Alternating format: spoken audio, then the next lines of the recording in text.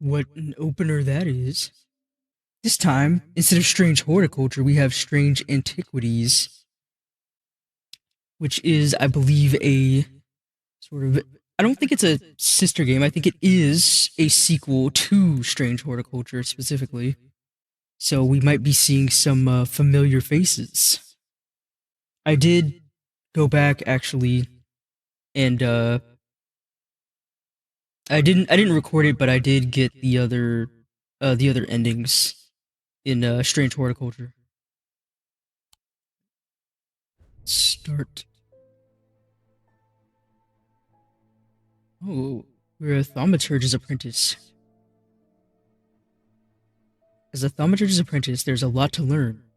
Every object must be treated with care, and it is important to identify the harmful from the harmless, the potent from the mild. Very true.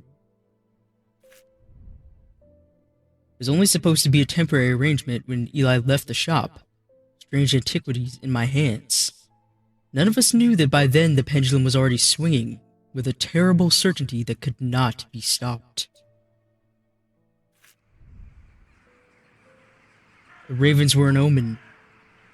A circling unkindness of black wings and cheerless cries that seemed even then to signal the start of a rising dread.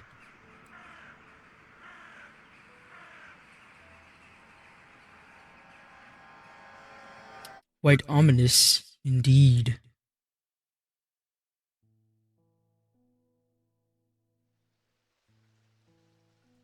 Day 1, Thursday. Like we have a cat of our own. You can also pet this cat.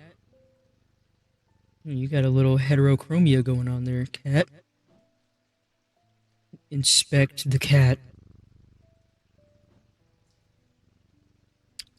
Got a lot of things in here. Interesting. Little bat charm up here. Huh. Color, composition, sense of touch, and sound. Inner perception. Okay.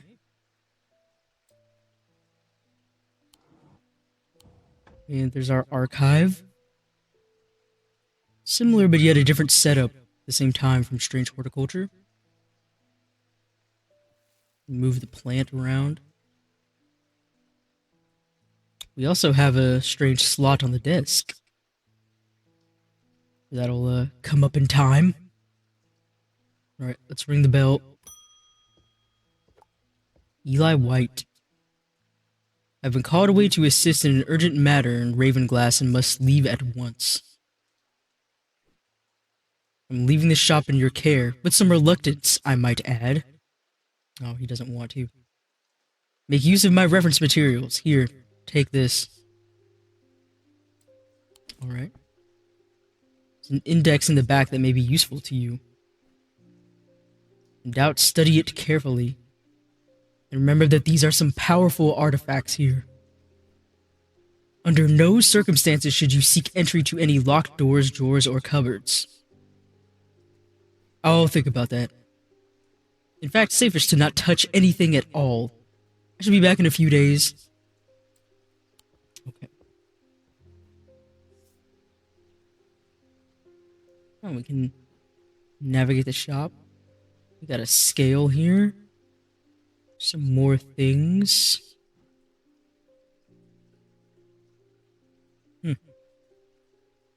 Got a locked cabinet. About back. Oh, there's something. Like some sort of cipher, maybe? Guess we'll learn more about that in time. I also noticed that we have these weird pressure plate looking things underneath the desk. Alright. What's this? Thaumaturge Eli White. Collector and curator of powerful objects. Objects to the untrained eye may appear dull and lifeless, but that in the right hands and armed with the right knowledge can be a gateway to so much more. For Eli, the quest to unearth and understand each new object has been the driving force of his adult life. As owner of strange antiquities, Eli is a stern master. He knows firsthand what can happen if the right precautions are not taken. He doesn't tend to show much emotion, but he does have a more tender side, a side that's mostly reserved for the store's cat, Jupiter. So he likes the cat. And we also have one for the cat. Devourer of Souls, Jupiter. Thaumaturge's cat, or more accurately, Eli is Jupiter's thaumaturge. Jupiter found strange antiquities, perhaps drawn to the curiosities within, and made it his home. Eli was more than happy to accommodate him, but he learned early on that Jupiter was his own master. His business is his own, but it largely consists of regular naps, terrorizing rodents, and midnight explorations of UNDERMERE and beyond. What he does on his excursions is a mystery, but he seems to be well known among the town residents. Alright. So this cat gets around.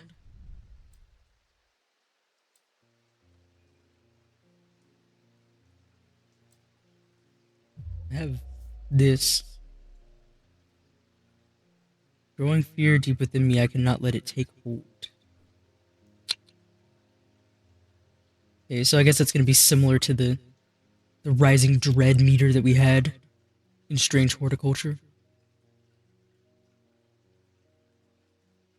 Hey, we got a little spider. I think they were just hanging out the clock. Right. What else do we have here? Thomas Pope. New face? Congratulations, today is the day you meet the great Thomas Pope. That's me. I'm a man of two loves, fresh mountain air and a little white dog called Hamish. I reserve some room for laughter among friends and shops with cats in them. Be so kind, I'm looking for a replacement for my hunter's boon. Hunter's... Oh, don't put it there. There we go.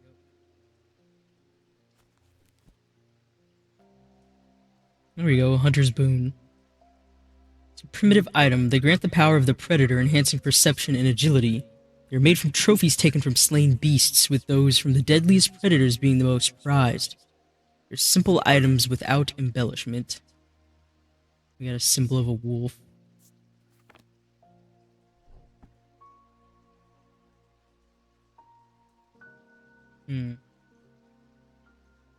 Maybe the owl. I also have this.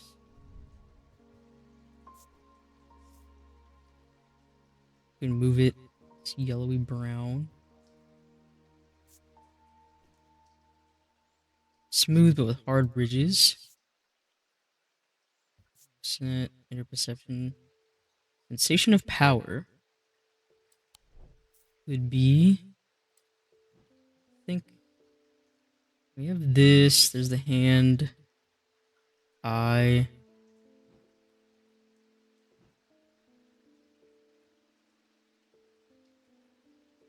That.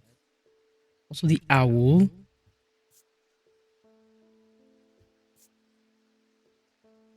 Polished. No scent. Warm, loving emotion.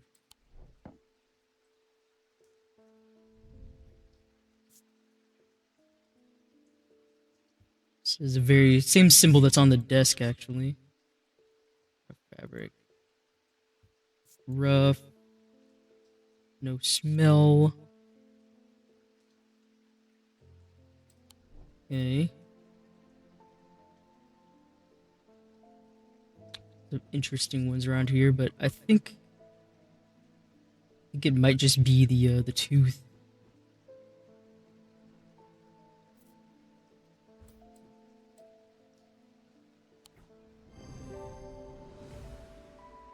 There we go. I was correct. It's a tiger's tooth. Yep, sensation of power. We have new page for a Selenic totem. Carved totems, more commonly known as moon hearts, can be imbued with a sentiment of feelings such as love or joy, and then held tightly to recall the same feeling. They sometimes feature crescent shapes associated with both the Selenic and Noctic disciplines. Indeed, the form of the item itself will either have a connection to the moon or the night. No, business as unusual. We got our first customer. Yeah, I know. I don't know why I can't get rid of this. I guess I'll add the label now then. Make it different colors. Much like in Strange Horticulture. Oh, we can actually change the shape. Let's see.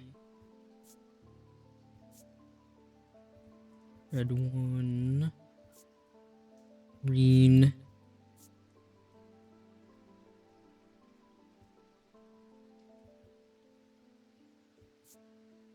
Let's see. Ooh. It's a hunter's boon.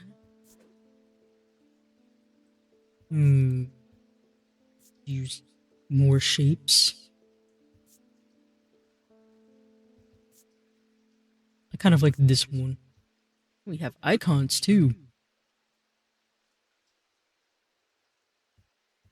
I actually like that. But I think I'll just leave it as this for now.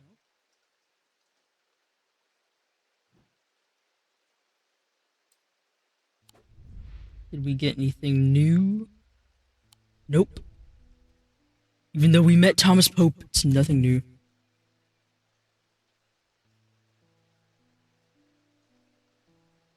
Alright. Who's next? Jack Hungerford. The nights are drawing in again. Dark shadows hide dark deeds, or so my father always used to say. Seems like the shadows have grown darker since he passed 2 winters gone. The creeping dark is set up in my house. Well, that wasn't me. What a shadow hold will draw it out. I mean, I could probably draw it out with my shadow manipulation abilities. Again, I promise, I did not do that to your house.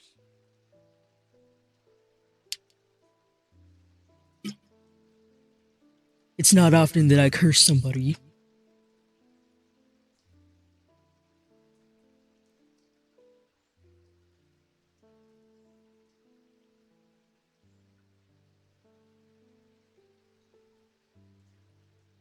Moment.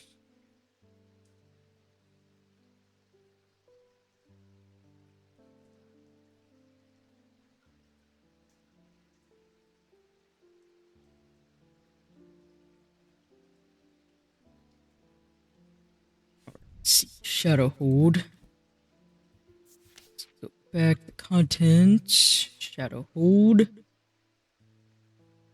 Shoddic vessel is a container of any kind, sometimes a jar, bottle, or some sort of box. It can be used to contain an Oshotic spirit, the manifestation known as creeping dark, pulling it from the shadows like poison from a wound. They're decorated with an elaborate design called a shadow catcher.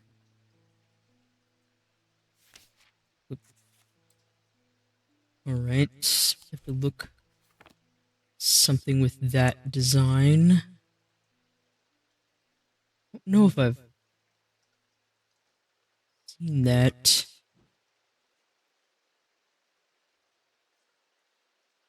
No.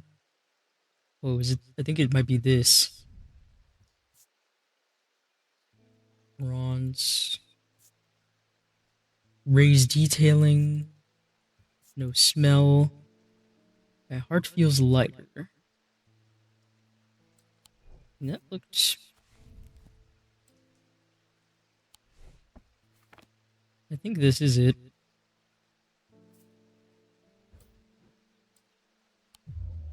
It's not? Yet. Well, that's not good. It looked like the same symbol, but I guess I'm wrong.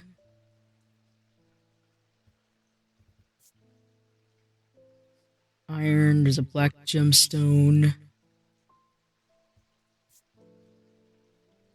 No inner perception.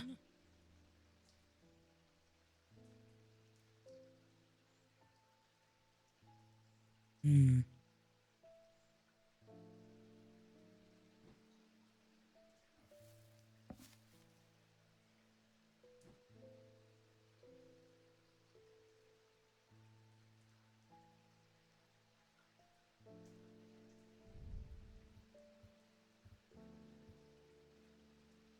No inner perception on this. Pungent. Is it this one?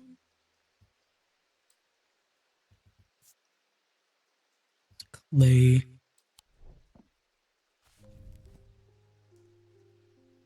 Yeah, jar, bottle, or a box. Okay, that's why I got it wrong. Right. I forgot that aspect, but should be this one. There we go. Right. We identified a shadow hold, and we got Sunbond. Sunbond is small and lightweight, designed to be carried discreetly, and made of a non-precious metal of some kind, housing a gemstone of light. Carry the warmth and light of the sun, brightest that can pierce the darkest gloom. Auto labeling option in settings if adding labels by hand isn't your thing. No, I'll definitely add the labels.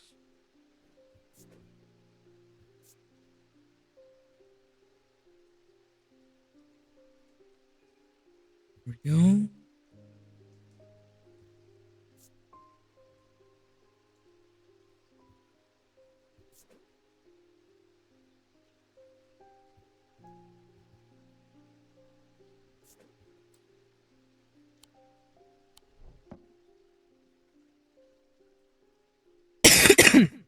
Excuse me. Alright. Pet Jupiter. What do we got now? Oh, hey, it's him. David, you're back. There's all these ravens flying about Undermere today. I can't remember ever seeing anything like it. Not a good day to be the sort who believes in dark omens. A letter for you. There he is. Our trusty mailman. What do we have? We discovered some papers in a hidden desk drawer in the boatyard last night. Mr. Jones almost threw them in the fire pit, but I asked to take a look at them first. That man does like to burn things. Burning things is fun. They look old. Maybe there's nothing much use here, but I thought of you when I came across this entry on the shin. Charlie Weathers.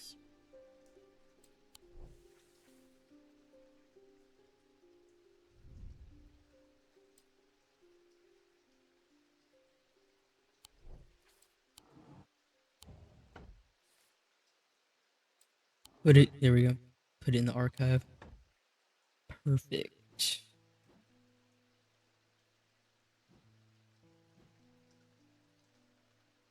Alright. Next, Stanley Hume. Very studious looking guy. Oh, sick ring. That's a pleasing word to hold on the tongue. It's adding a lot of S's. Sick ring.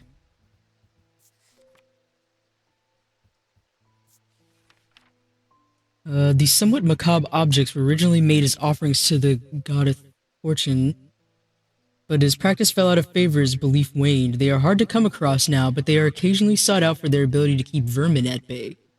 Some say that they can hear Fortune's unearthly hiss when they hold an Ossic ring up to their ear. Serpent goddess. Snakes are pretty good at catching unwanted vermin.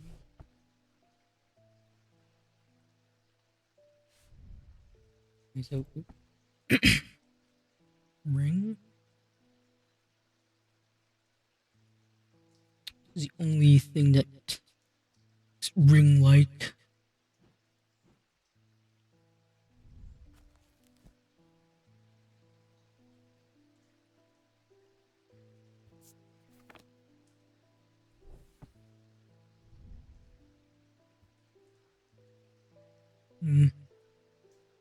Gold. Hard and cool, leathery and bony.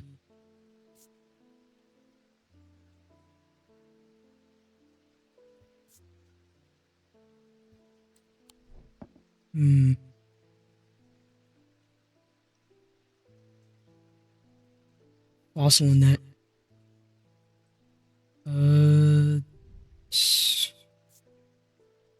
Green marble and iron. Intricate detailing. No sound. Hmm.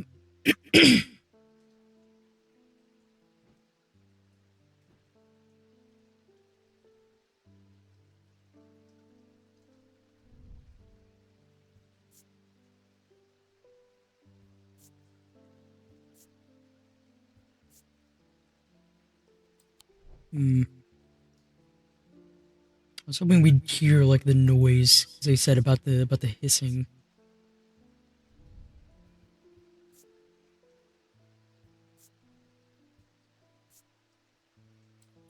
I don't think there was a scent or sound with this one. No.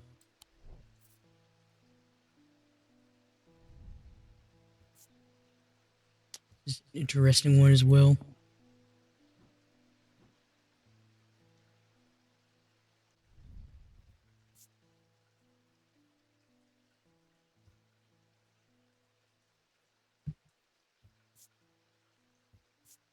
Hmm.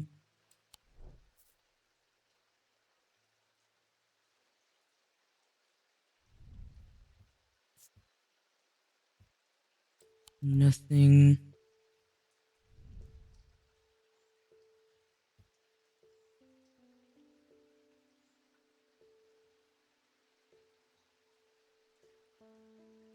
I was really expecting it would be something that you could hear. Oh, here it is.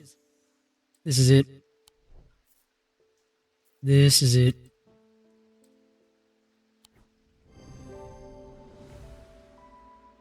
We found the ring. Made of bone, this item satisfies the description macabre. Closer inspections confirm that a hissing noise can indeed be heard.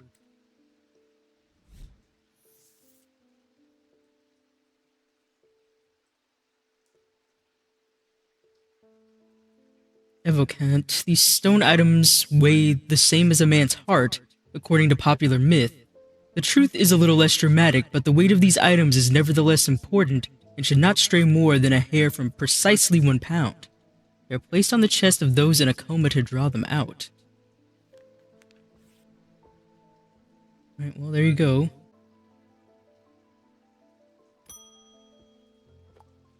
Alright, Edmund Bishop. The behavior of these ravens is disturbing, to say the least. As a rule, they only come together to feed. Ravens are omnivores, carrion eaters mostly, but they'll take anything they can get into their talons. And they'll kill if necessary. That is true. I didn't plan on dropping in today, but there's something happening out there and I'd like to know what. The voice of Cerunos might help put me at ease, or it might do the opposite. Alright, well, we were reading about that one.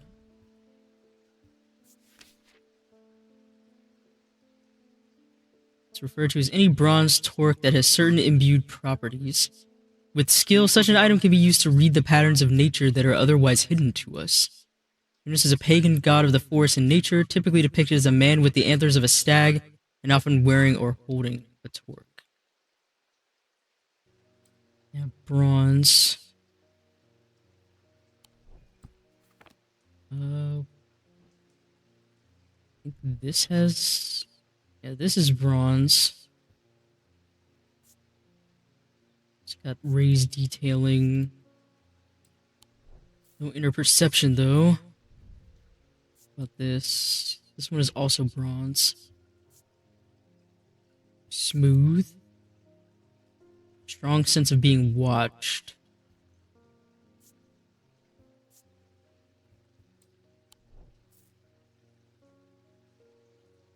It is to reveal hidden things.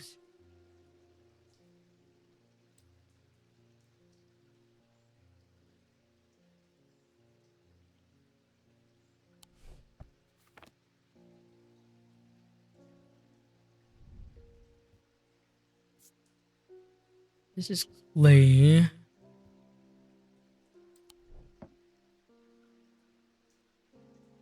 So we have this. Both of these two. It's a ram, though.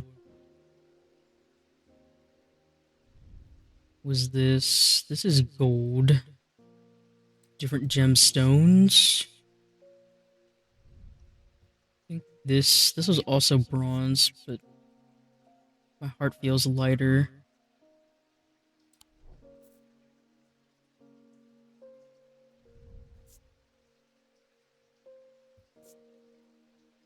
It's bronze as well. I think this is like the torque shape.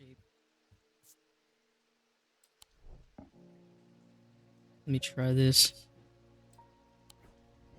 Yes, we got it.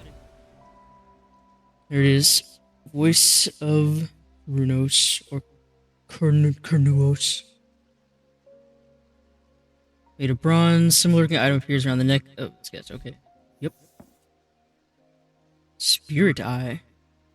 There are some who stay away from spirit eyes, believing them to be a window into a world that should not be seen, and others who deride their fear as nothing more than superstition. It is not clear exactly what they do show, another layer beneath the visible world, perhaps. A layer that requires something more than the traditional senses to experience. They draw their power from the opposing symbols inscribed upon them.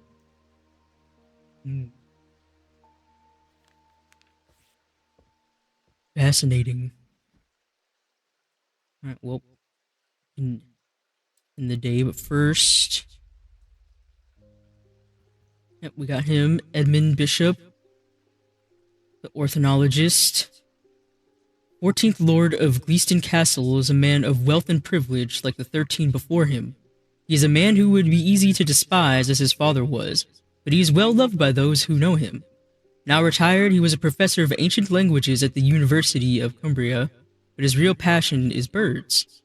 His students learn to divert particularly dense lectures on Latin declension by asking about local owl species or by quizzing the professor on increasingly exotic bird calls. Edmund was only too happy to oblige, spending hours recounting stories of his adventures in Africa and New Zealand. He's been around.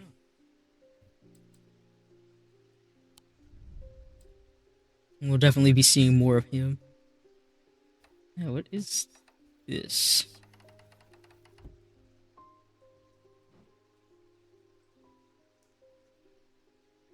Can't interact with it. We can't open this. Secret box.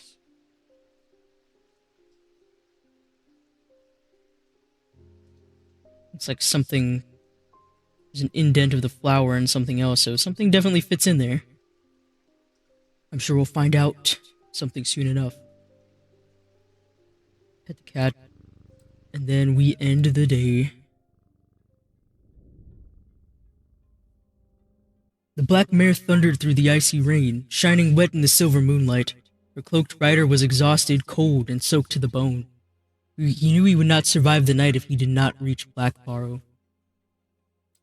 Okay.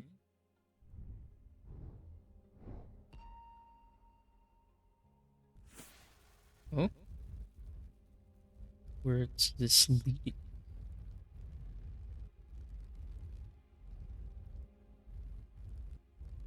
It's like a constellation. Shackles? An escaped prisoner ran northwest. He hid me in the first building he came to. Oh, we get some more riddles that we have to solve on the map. Do we? Oh no, it's on this.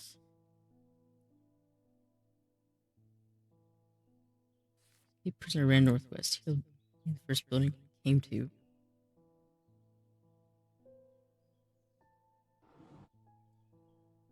Wait, there's some things in here. Atomic fields. All atomic objects produce a field of sorts. Although invisible to the naked eye, they can be observed by placing an object over a atomic lens. The diurnal field pattern. These fields are not fully understood despite attempts to study them over the years. Alright, I'm gonna put that in there. Magnifying glass. Oh, you shift to bring up magnifying glass. Alright. Should have opened these the other day. Stored a couple items in the cellar of the wine merchant next door. Okay. This one is missing. Where does this one go?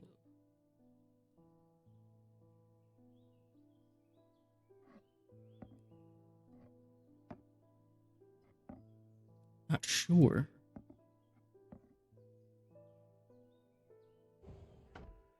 Let's see, there's another one. Oh, here we go.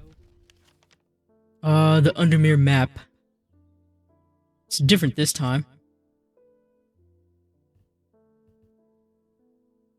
Farm. Oh, hey, strange horticulture. Right over there. Yeah, the first building he came to.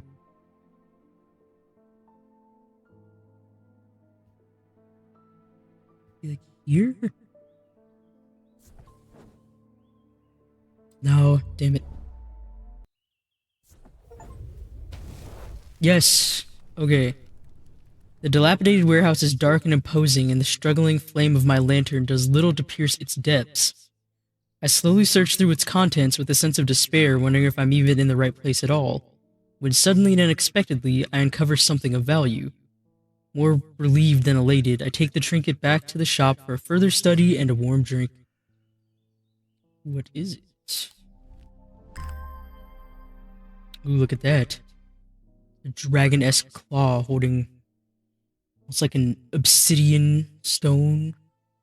Like some kind of a lava rock.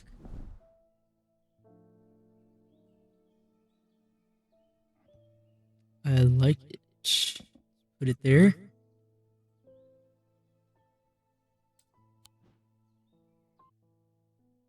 Alright. Let's see who's gonna come in today. Another familiar face. It's Verona Green. That's just perfect. UNDERMERE fizzing with fear over these ravens, and the thaumaturge is left his apprentice in charge. Sorry, my dear. That was rude. Pay no attention to me. I'm an old lady who got out of the wrong side of the bed. These ravens have got under my skin is all. Please do let Eli know that I was looking for him next time you see him, and pass on my thanks for letting me borrow his copy of Hermetic Symbology. Ooh, more stuff to look at. Hermetic Symbology by Quentin Holmes. Oh, so here we have like the disciplines. Now we get to know what a lot of these icons mean. Celestial, diurnal, individual. 3 branches of thaumaturgy. Each of these is split into 2 disciplines represented by the following symbols. We have the imbuement. Calm, confusion, death, life, paralysis, poison, deception, fear, foresight, protection, strength, truth, fortune, hypnosis, insanity, weakness, and wisdom. Got our elements. Materials. Urine is one of the materials. Mundane elements. And your classic alchemical symbols and planetary symbols. All the seasons. And we also have weather.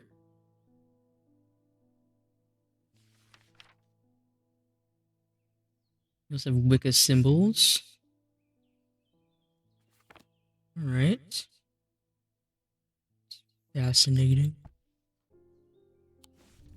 See, does anything happen if we go to the boatyard? The yard has seen better days. A mess of broken and rotten timber covers most of the outdoor space that isn't taken up by upturned boats. Not boots. Slowly being claimed by the weeds. In the middle of all this, a man looks up from repairing a small rowing boat. You must be from strange Antiquities, he says with a smile. He takes me into the dilapidated office where 2 metal buckets collect drips of brown water and a thin window pane rattles with every footstep. He pulls a sheaf of brown papers out of a desk drawer and places them gently in my hands. Sleep vessel. 6 points of a sleep vessel are said to represent the 6 thaumic disciplines. Selenic, Dradic, Noctic, Diurnic, Wixic, and Mentic. They help people to stay awake beyond any natural limits by storing their fatigue. Over time and repeated use, they become more difficult to handle, as through the undreamt nightmares within are beginning to seep out. Apparently, as an afterthought and somewhat reluctantly, the man gives me something else as I'm leaving. No use for it, he says. Don't even know what it's for. Didn't mean to put it there. Okay. We have a new artifact. It's bronze. Engraved symbols, cool and smooth. No sounds. Sense of crackling energy flickers in the depths of my mind. Possibly something powerful. Alright. And there she is, Verona Green, the occult scholar that we met in Strange Horticulture. Verona has been a constant in Undermere for as long as the streets have had cobblestones and the churches have had bell towers. She is respected and feared, which she revels in, and she is revered and admired, which she tolerates. Her knowledge of the occult world is second to none, and her expertise has steered the citizens of Undermere away from catastrophe on more than one occasion. The near misses of the Selenic Flame and the Woken Dendru are two such events that spring to mind. She is of the opinion that no problem is so great, no obstacle so insurmountable, that it can't be diminished by a properly brewed pot of tea. I hear that. There's nothing some good tea can't cure, take care of. Alright. Tess Sherwood. I feel paralyzed. I have no job, no partner, no friends, no prospects. I heard a horned shackle might be the answer. There's another one we were reading about. Yep, need to bring about change in one's life. Overcome personal demons. Smooth. They're worn as pendants, but are more commonly totems of some kind. We have this, but I thought at first it was bone, but it's in fact clay painted to look like bone. Dark blue-green gemstone. Smooth, hard, and rough. So that might not be what we're looking for. Sense of foreboding. And shackle. I mean, that could still be it, I guess, but...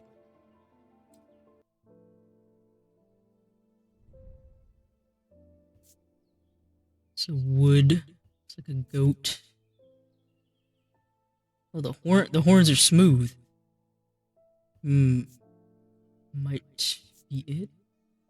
Nothing to remark, though. I'm gonna try this one since the horns are specifically smooth on this. I got it. We found our horned shackle.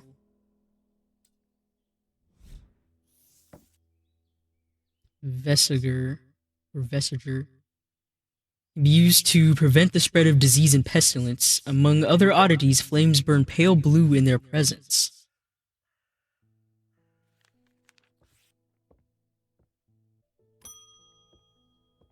It's Mr. Schaefer again. At least the weather's looking a little better out there today. Sure is. And he brought us a new letter.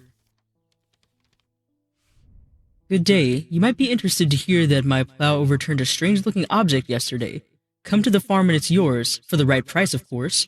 Kind regards, John Royston.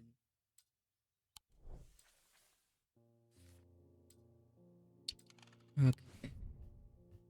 Farm. Greywick Farm. That's not it. Royston Farm 30. Go pay him a visit.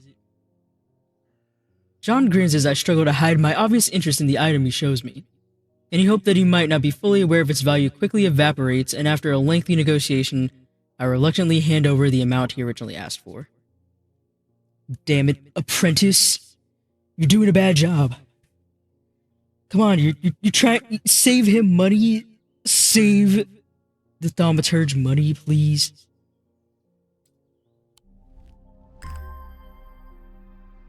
We got a raven-like pendant totem. Interesting. Tarnished silver. Raised detailing. No sound. And no inner perception. Julia. Jupiter, we meet again. Paths crossed late last night on Princess Street. We shared a moment before he slunk off into the dark, on important business, no doubt. Again, this cat gets around. I wonder if you can help me. I'm visiting my grandmother later and I wanted to bring her something. She lives all alone out on the edge of town on Clanbrook Road, and I don't always manage to get out there as often as I'd like. I thought maybe a moonheart would bring her some comfort. Moonheart.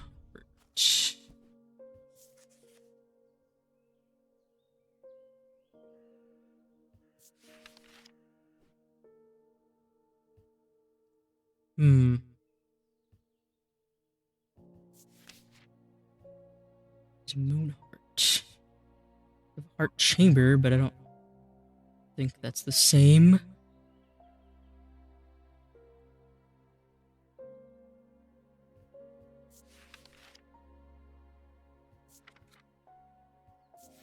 Like a selenic totem? Yeah, here we go. Lovejoy that held.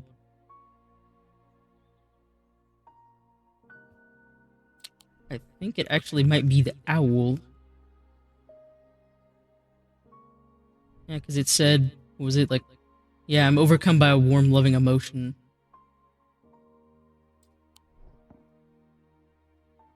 Let me see. Yes. Got our selenic totem. It's carved. Yeah, the owl associated with the night. Yeah, crescent shape. Imparts a feeling of joy.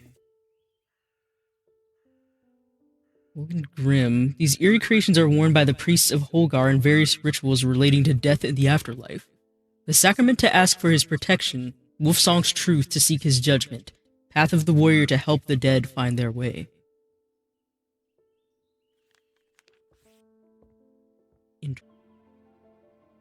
What's next? Daisy Winters. Friend of mine, or former friend I should say, has been stealing jewelry from me. Well, that's rude. 3 necklaces have gone missing over the past few weeks, including one that was a gift from my late grandmother. Damn, some friend. Do you have a suitable pendant that I could leave lying out for her to find that will teach her a lesson and make sure it never happens again? I need to make a choice here. There are no wrong answers, but my decision will no doubt affect the events in motion outside my shop. Binding Seed or the Zia one? Binding Seed. These items are made of 2 distinct materials representing the Mentic and the Wixic, mind and body. The winding path of mind is described as a spiral encompassing the body, the seed. Binding Seed is a form of punishment that amplifies feelings of guilt and shame. The U Labyrinth at Castle Morrigan, a larger-than-life binding seed. Okay.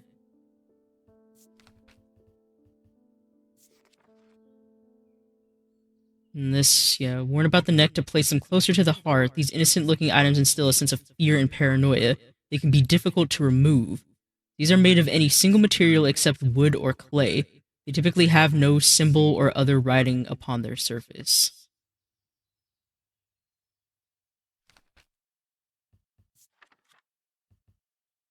Let's see. To make her feel shame.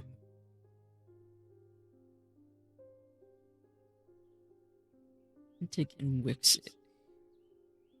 Winding path. Spiral. Let's see.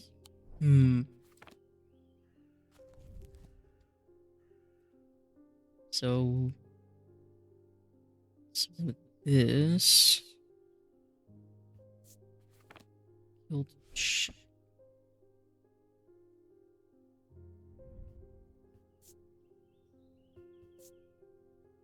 Yeah, maybe this.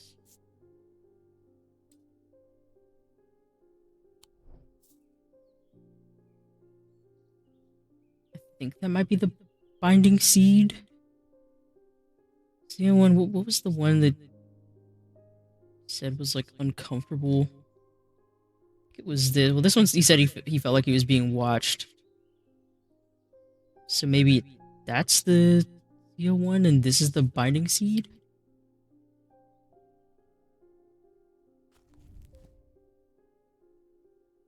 Yeah, the winding path. Mine is described by a spiral encompassing the body, the seed.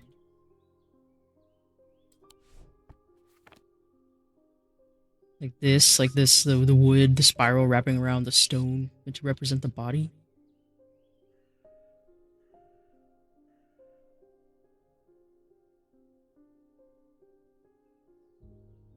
Also, I didn't look at this one, but this one is definitely something else.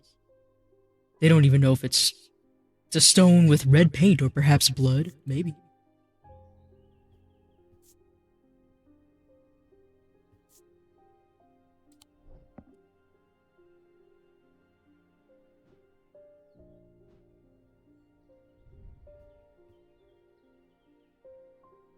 Okay, I think this might be Z01. Since we don't know what it is, or we haven't officially discovered it yet, I'm just gonna put that there. And then we'll see if this is the binding seed. Yep, it is. That features a spiral surrounding a seed, quote unquote. There we go. And now we have the shield charm.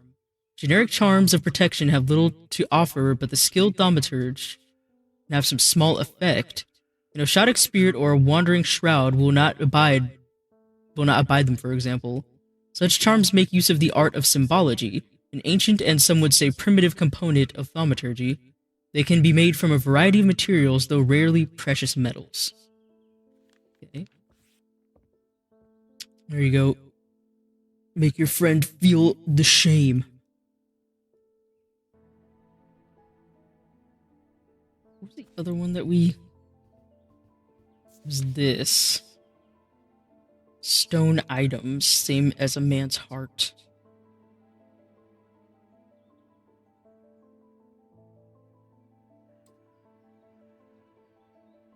Stone item. And I think we have the weights right here.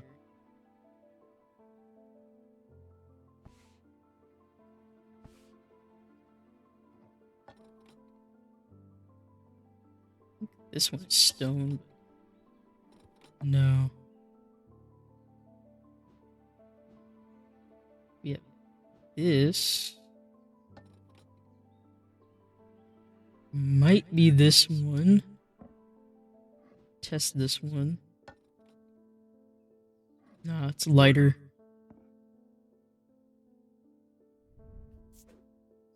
We don't officially know, but I will jot that down. We'll test our theory later.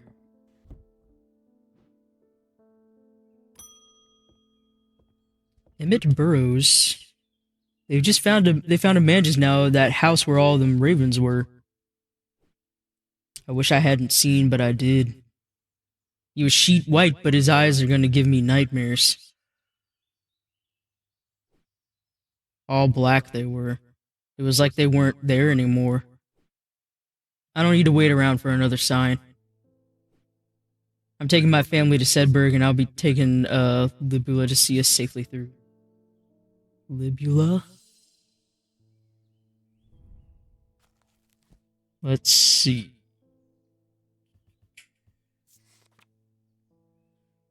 Libulae are purported to offer reassurance in times of upheaval and change, but they are not held in high regard by most scholars of the occult.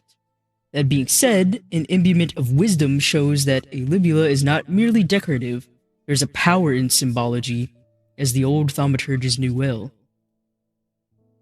Okay. Reassurance. Wisdom.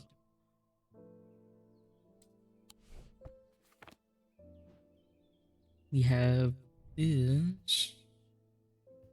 Have anything to remark on it though? It's bronze.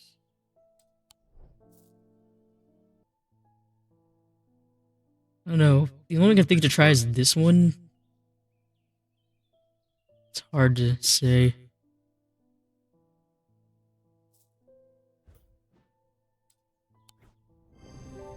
I was right. There we go. That is a libula. And we got Witch's Finger. Witch's fingers are said to be the severed digits of the Witch of Undermere. They are capable of inflicting intense pain, but the goal is supposedly purification of the body. The most unpleasant experience, but a last resort that has cured some and finished off others.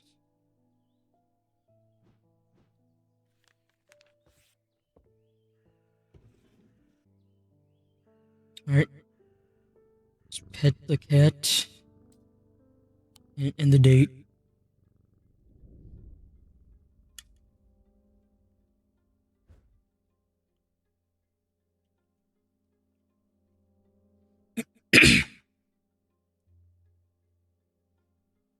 A deep pain radiated down the side of the rider's head where he had sliced himself with the diverging hook, and his thoughts were scattered and torn. He could not see out of his left eye.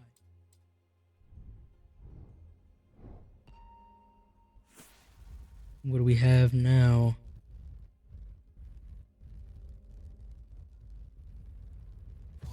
Winding path.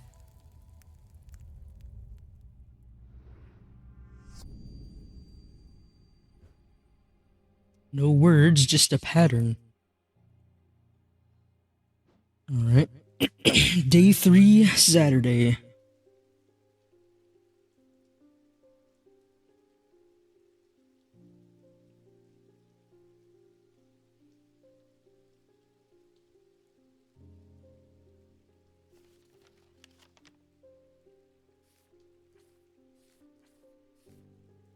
I'm guessing this lines up with something.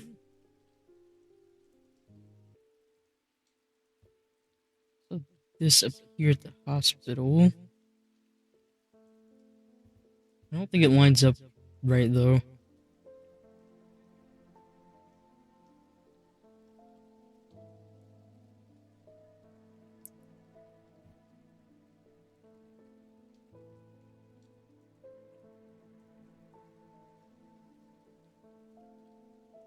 There's the Ransom Street.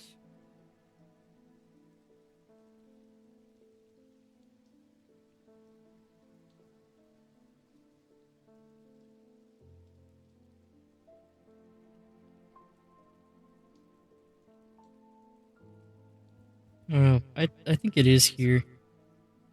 I'm gonna try it. Alright. There's a narrow gap between the two houses. I spy a small wooden chest wedged firmly inside. Slowly, I manage to work it loose, and when it finally comes free, it shoots out onto the hard ground and snaps open, revealing its long-hidden treasures. Two things. What's this? Potion of some kind?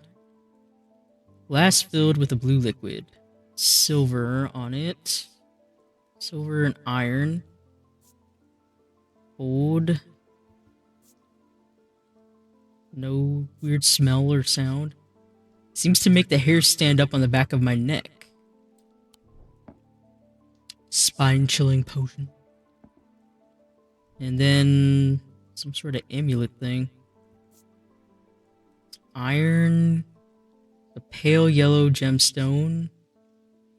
Iron and gold, a black gemstone, dark green gemstone, weathered, hard and cool. No weird sounds.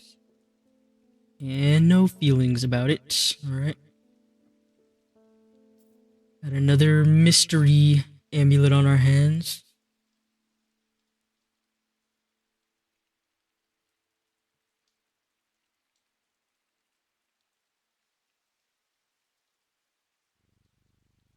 Pet Jupiter again.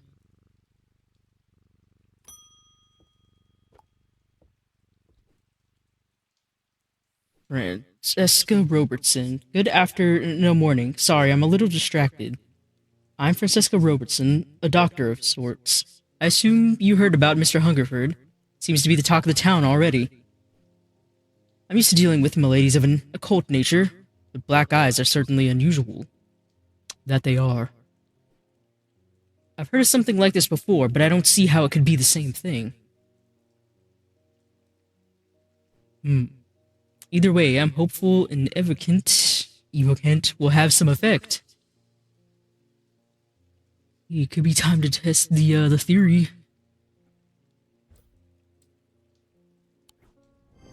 And that theory is correct.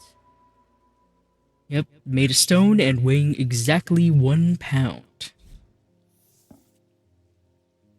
Daedalus Link. A Daedalus Link is a powerful object capable of producing a levitation field. The field is so extremely fragile, however, so it would be prudent not to take risks. These items are surprisingly light in weight. Their designs vary. They might point to some facet of flight, a feather or the wings of a bird or insect, for example.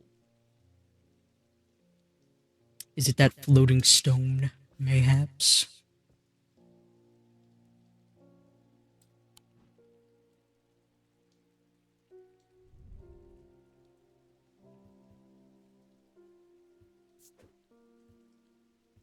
Let's see.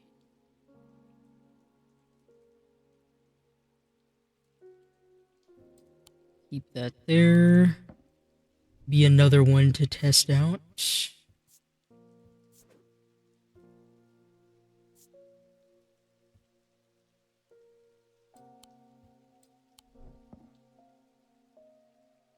Oh yeah, I forgot to mark this one too.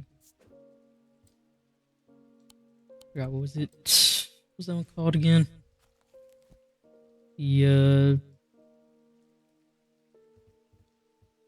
was the voice of Cernuos. Cernuos.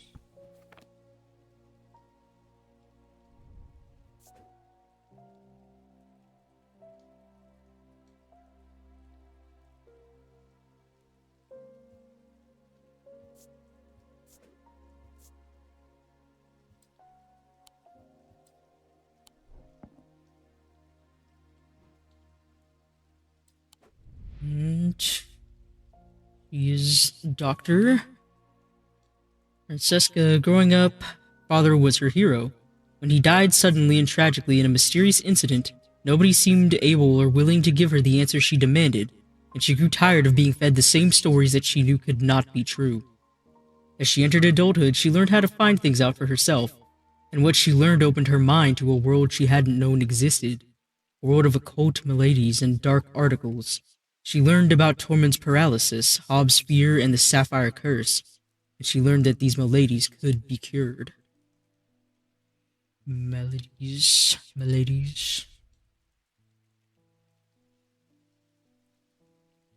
Right. Temperance Parker, what a name. I had a quiet chat with Edmund Bishop in the Guilty Ram last night. He's always got an interesting story to tell, but last night he was different. I can tell he's worried, which has got me worried too. I know it's not much, but I'd like a shield charm all the same. Shield charm.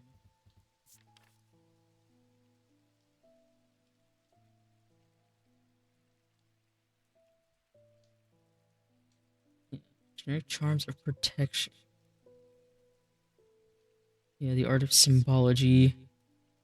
Yeah, so it can be made of many things, but usually not like a more precious metal. So that is the symbol of protection. Probably why it's behind the desk as well. So, might be this one, since it has the same symbol. And we would be correct. We got the Apprentice achievement, identified 10 items. We got St. John's Anvil.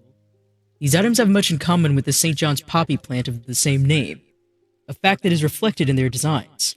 They have quite different uses, however. Whereas the plant helps to overcome deafness, an anvil will dampen sound. They can even be turned to filter out certain noises, but allow others to be heard still.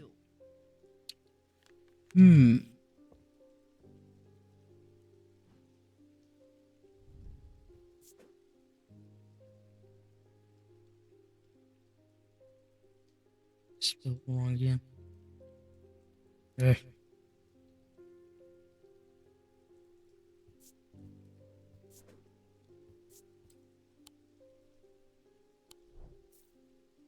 Okay, that. What's it called again?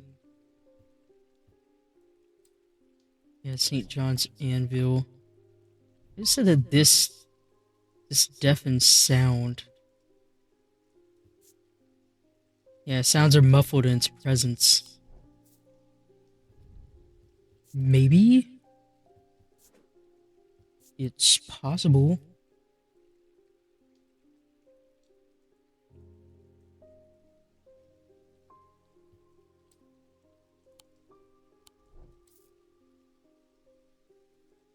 Maybe. I don't think we had any other ones that affected sound specifically. Yeah, the Dragon Claw. Huge black gemstone is streaked with red. Claws made of iron and the base is polished wood. Polished. Rough. No sounds, smells. And no intuition. Alright.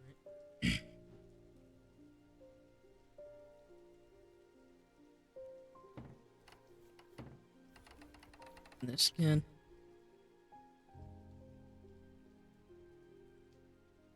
Yeah, I still don't think we have anything for this.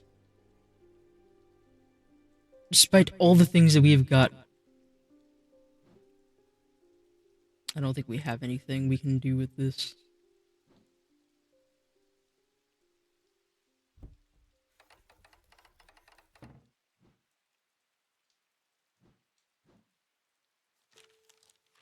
Or with this, honestly.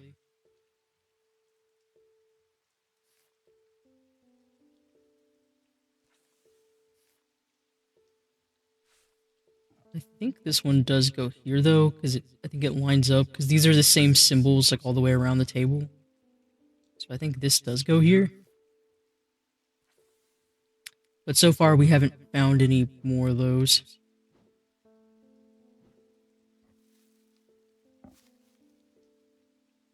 Nothing else hiding over here.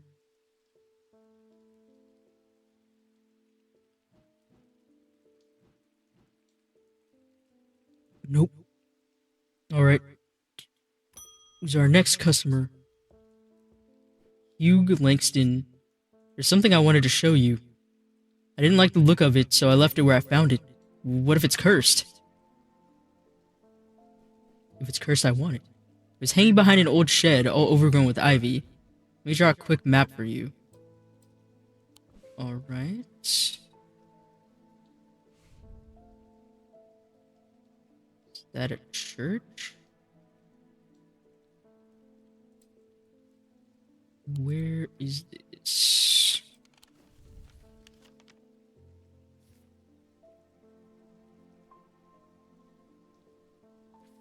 Is there a church somewhere?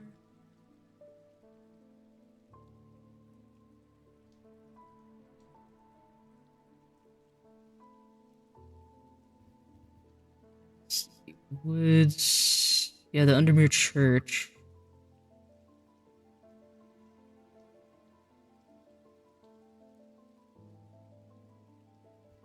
So, over here at the Ferryman's Way?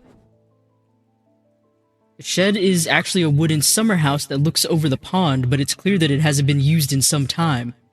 Thick brambles claw their way up and over one side of the structure, and ivy covers the rest in a mottled green cloak. I find what I'm looking for to the rear. Parts of the ivy have been torn away recently, revealing an amulet hanging from a rusted nail. Something else catches my eye as I reach for it, and I notice that there is another pendant hanging next to it, almost completely hidden by the ivy. Oh well, we get 2 for the price of 1. Wait, that might be the anvil. Let's see. What do we got here? It's bronze. There's an orange gemstone in the middle. It was a little warmer than I would expect. Gem is polished. Nothing to remark. Nothing. Oh, didn't mean to do that. Yes, let's magnify the cat. What's going on with you, Hellbore?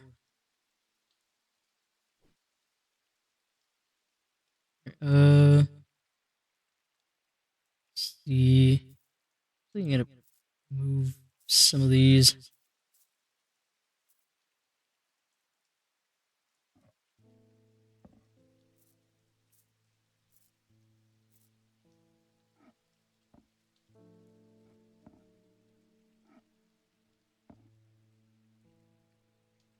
Leave that where it is.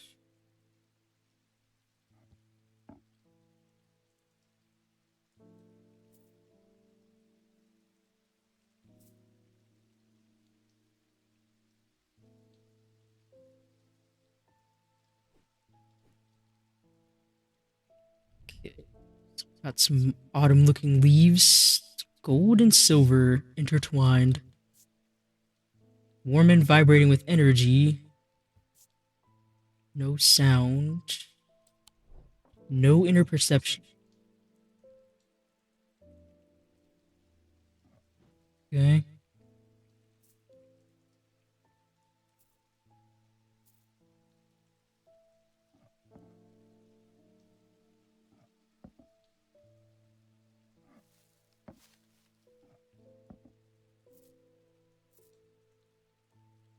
Move some of these over.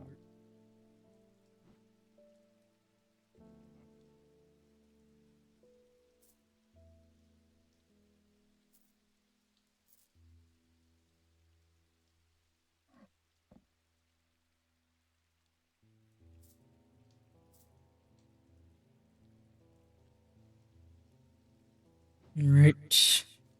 Got 2 new things. Put this in the archive spot.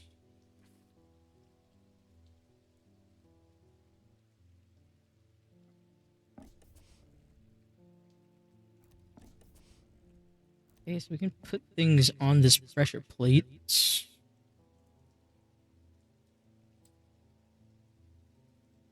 Also, I noticed this before. There's like a button on the clock. Oh. It's a moon. Shows the phase of the moon.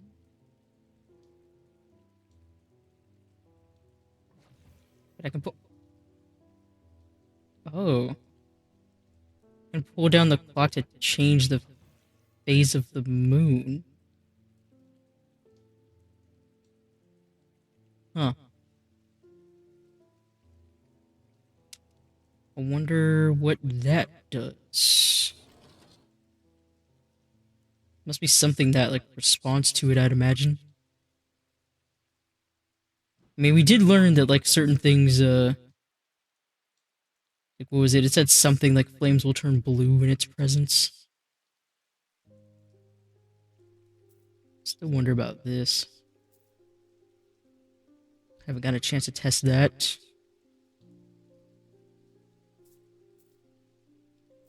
That one.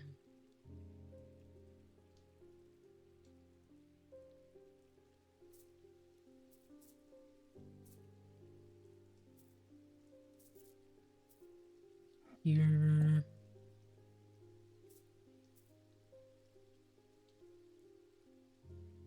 Alright. Verona's back. You guys picked a bad time to leave Undermere. I've come from the Hungerford house where I've been helping Dr. Robertson looking for any clues about what happened there. There wasn't much to go on. I did find a shattered Oshadic vessel, but whatever did this was no creeping dark. There was a strange black stain on the flagstone floor that I didn't like the look of. And the ravens, very unusual. At least they seem to have dispersed. I don't know what to make of it. I'm going to take a trip to Gleeson Castle to see if Edmund Bishop can shed any light on their behavior. But first, I would like a vestige of whatever this is. We don't want it spreading. Okay.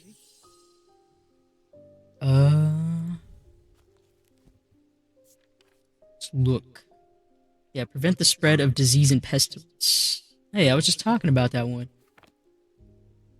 Flames burn blue in its presence. Is there a symbol for a disease? Not really.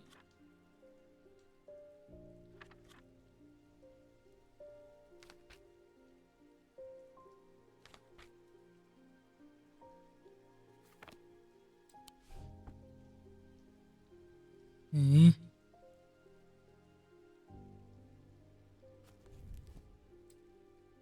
Prevent the spread of disease and pestilence.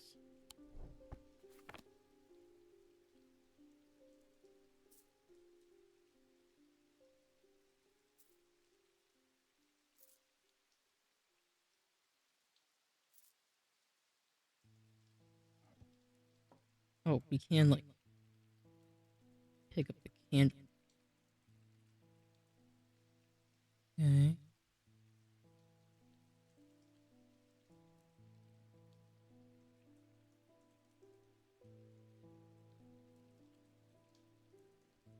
Oh. What is it? It's this. I think it's this. Let me... Hold on. Okay. I think it's that. Yep. Alright. Put the candle back. I think we found our one. There it is. Messenger. Using a candle, I'm able to confirm that the flames burn blue in its presence. And now we have Moonstone Guardian. For the banishment of Hobbs' fear and Noctic sight, these tend to take the form of a comforting guardian. Okay.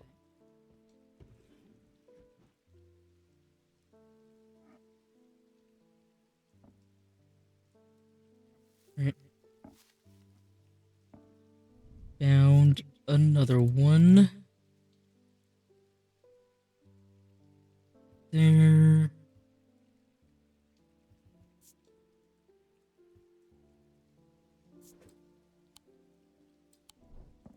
All right. Perfect.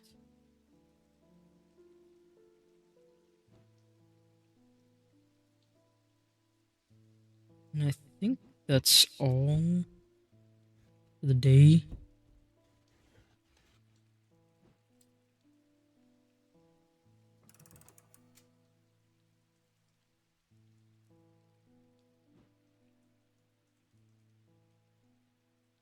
I was looking to see if there's any more secret things. Yeah, that is strange that we can... There's a moon phase type thing on the clock on the other side.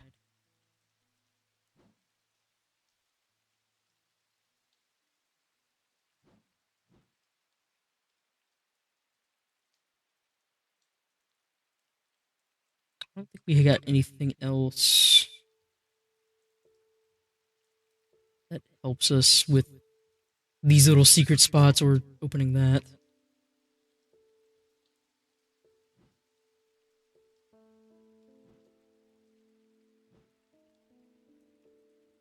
Alright, well, give Jupiter a pet and then we'll end the day. 2 days earlier, the writer and his fellow adventurer were deep underground, exploring the tunnels below the Kirkhead Tower when they made a discovery. Their elation at their find would soon turn to horror.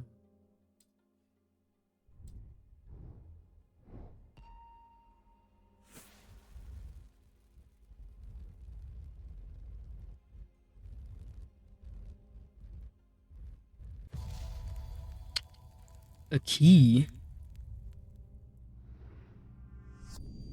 After a disagreement between two houses, I was buried behind lock and key. Another riddle. And now it's day 4, Sunday. 2 houses.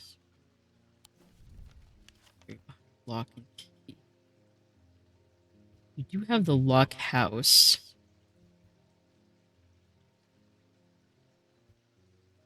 Yeah, lock and Keystone Manor. Maybe behind it? Over here?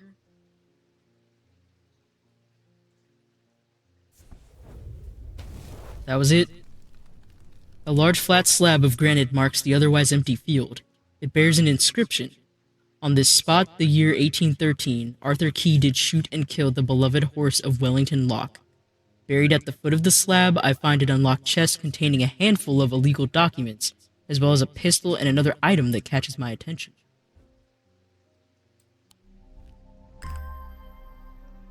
Look at that. Kind of charm. Slate. We got dark purple gemstones. 4 of them embedded in the slate. It's rough, but the stones are polished. No weird sounds or smells. And no perception. Okay. We got another mystery object on our hands. But we solved another one, which is great.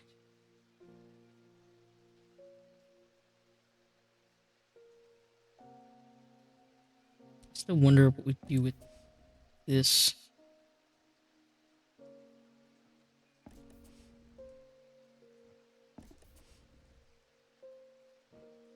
Anything happen in particular?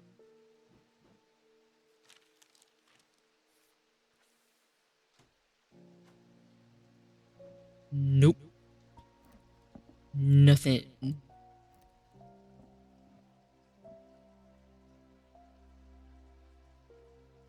Hey, well, who are we gonna have today? Oh, it's Eli again. Well, the shop is still standing. That's something. Say what you will about Undermere, but this town is never quiet for long. I leave for a few days and suddenly everybody's talking about ravens and curses. I know, fascinating, isn't it? Going to need to find Verona to get up to speed on what's going on. At least I didn't come away from Ravenglass empty-handed. You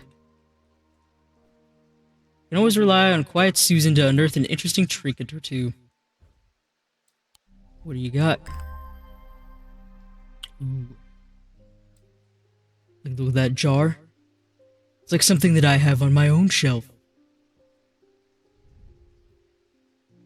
It's green porcelain, white feather, pinkish gemstone, and gold trim. It's cool and smooth, soft feathers. It has a smell like a rotten egg. No perception, alright, but it has a weird smell. Alright, what do we have now? Edith Moore. Oh hey, you're wearing the thing. I'm not a good person. I'm pushing away the only people I care about. Help me do better, please. I have to change, but I don't know how. What do you have that can help me banish my inner demons and make the changes stick this time? She's the crappy friend that was stealing.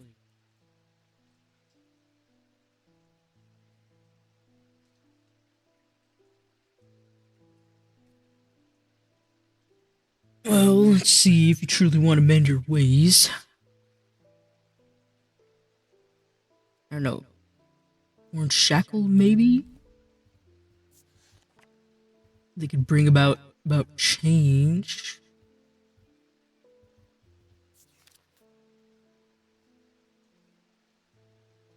That's what I would think.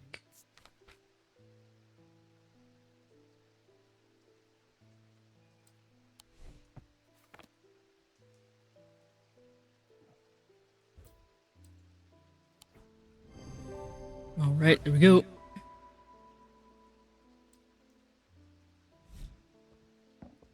Give her a horn shackle. Hopefully she will mend her ways. Maybe give back the things she stole. Oh, Francesca's back. The Ivacant didn't snap Mr. Hungerford out of it, unfortunately. Not for lack of trying. It's strange, at times he appears almost awake, but he's deep in some kind of trance and I can't get anything out of him. He seems to be searching for something. I'm beginning to suspect this is beyond my skill set, but I'm not willing to give up so easily. I know it's a bad idea, but I'm going to need a sleep vessel to get me through this week. We were reading about those. Sleep vessel has 6 points.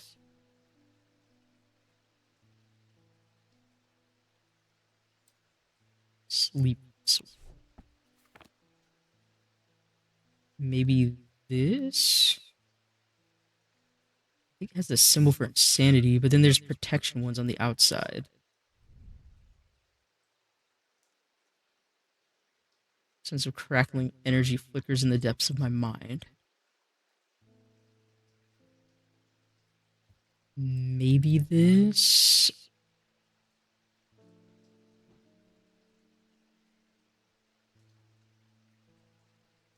I also have this. I don't know if I'd exactly say those are points, though.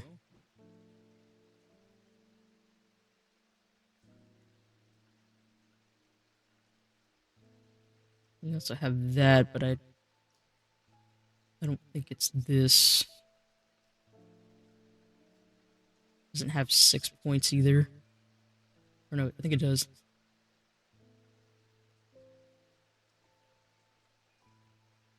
I'm gonna try this. Damn. It's wrong. Nah. I thought that was it because of the crackling energy thing, too.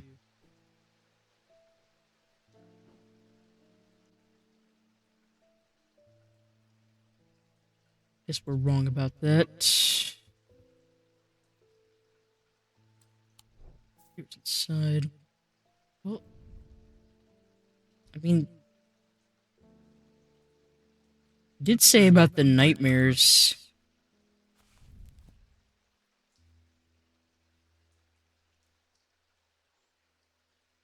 The undreamed nightmares within are beginning to seep out.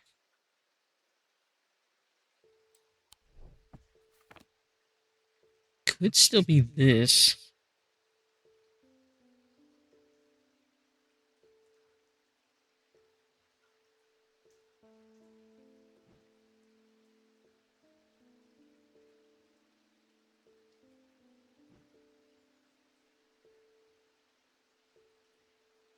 I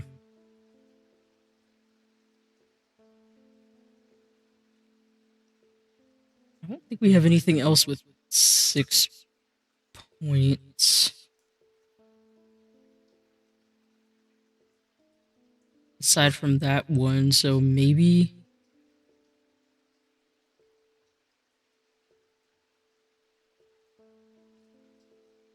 it's not that.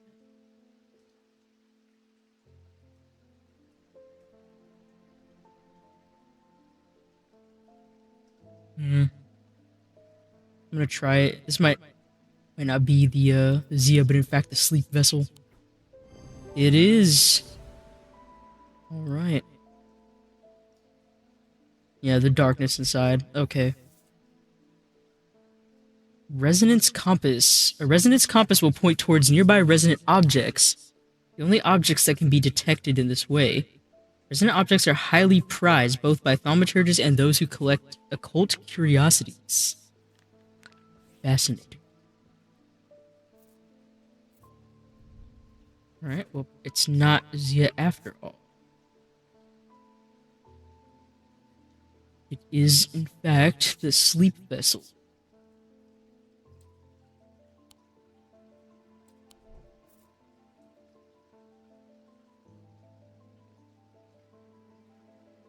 Alright, now what?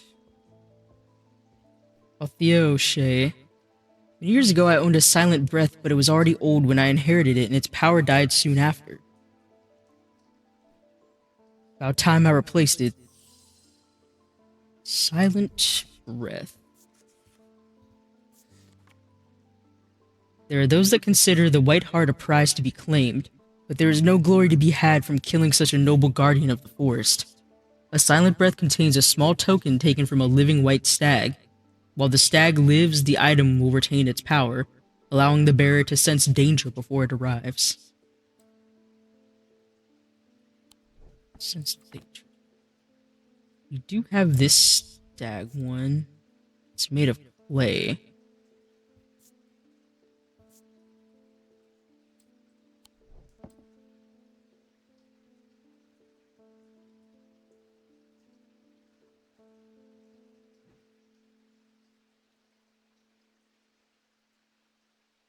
Oh, it is just the stag.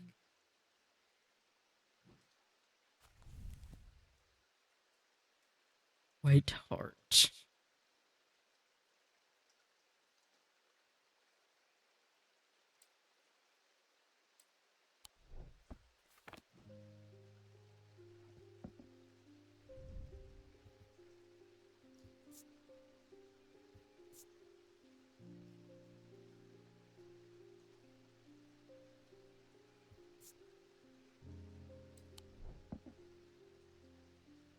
Hmm.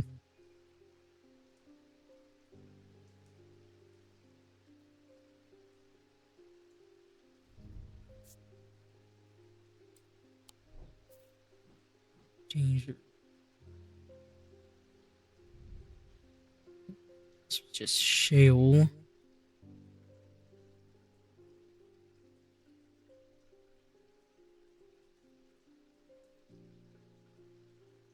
I wonder if we have anything else that like fits the bill.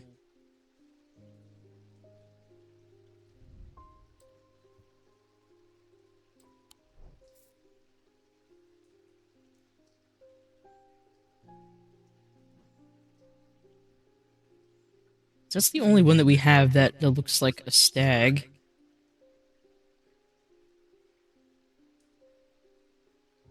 I don't think we have any other ones with like symbols exactly. But I mean, the stag could just be like a red herring in that sense. It says a small token taken from the stag, not really in the stag's image. Wait. Small token, a living white stag. Wait a minute, this has the thing in it. Yeah, it makes the hair stand up on the back. It has to be this. Yes. Silent breath. Item features a white hair, potential trophy from a white stag. On closer inspection, my senses come alive. And we have the Elva Stone. Elva Stones can be used to relieve the discomfort caused by otherwise incurable ailments, such as Braxis or burning blood. The planetary metal used in these items is associated with the Selenic discipline, a connection that is also reflected in their design. Ailments.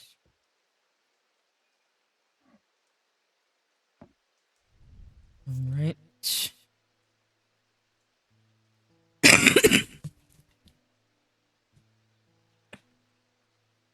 Silent.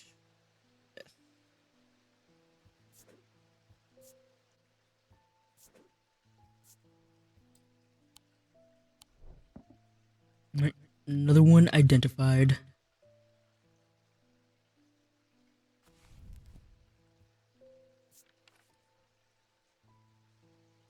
Yeah, because at first I was thinking about the stag one, but I was just like, no, there's no way it is that just because it's not the same, or like it's saying it contains something from a white stag.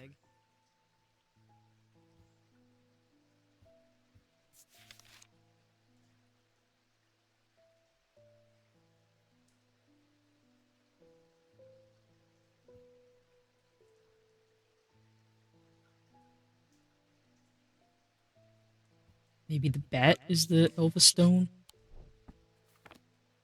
Maybe this, or maybe the raven.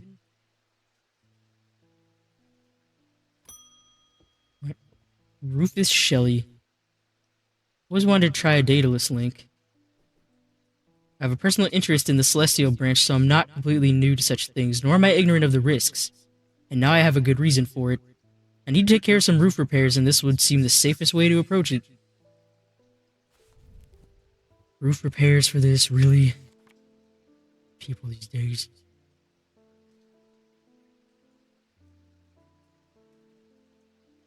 Light and weight. Signs vary, but they might point to some facet of flight, bird, feather. See, I was thinking it's this one.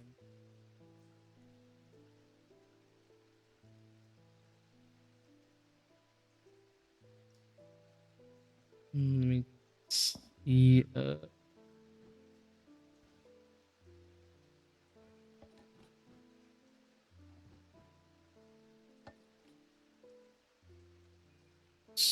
Still pretty light. We also have this. Maybe?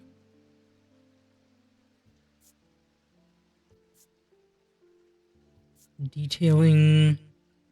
It's tarnished silver.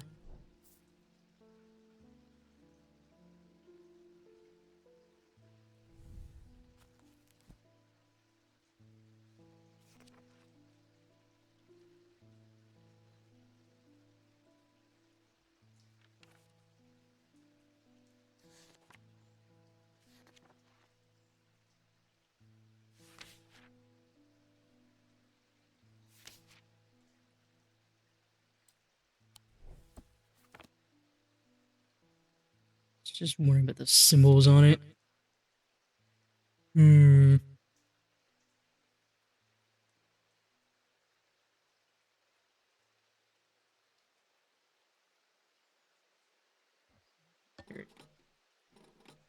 And that. Pretty heavy. It is very, very light. Even compared to some of these other ones. I'm also just worrying because it's the only other one we have that has like a bird on it. Aside from the owl, but we already know that it's not the owl.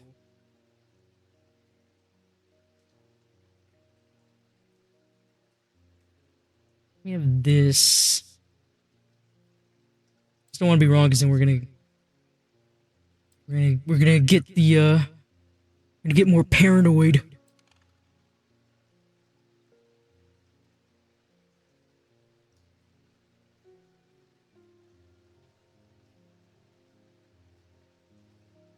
Hmm. And I was thinking it's this, but I don't think it's that just because it's I think the levitation, but the bird, and also it's the light. It's even lighter than this levitated one. So I'm gonna try the raven. Oh man, I'm glad. I'm glad I switched that up and didn't actually try the stone. Yep, bird motif's connection to flight. Use my wings scales. I confirm it's a very lightweight. Yes. We got it's a purifier. A small topaz gemstone known as the Eye is placed in a strong-smelling liquid, usually some potent barley spirit or vinegar.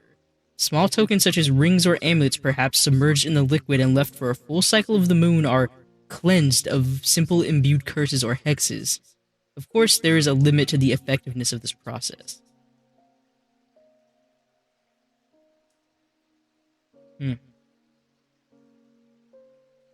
Small topaz tombstone. We do have a few of those that look very topaz-like.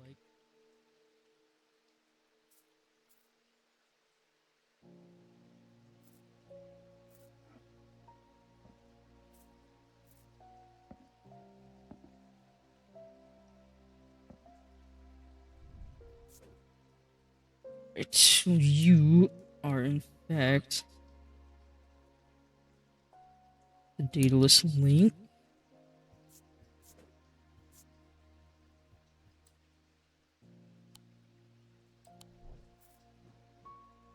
Not this one.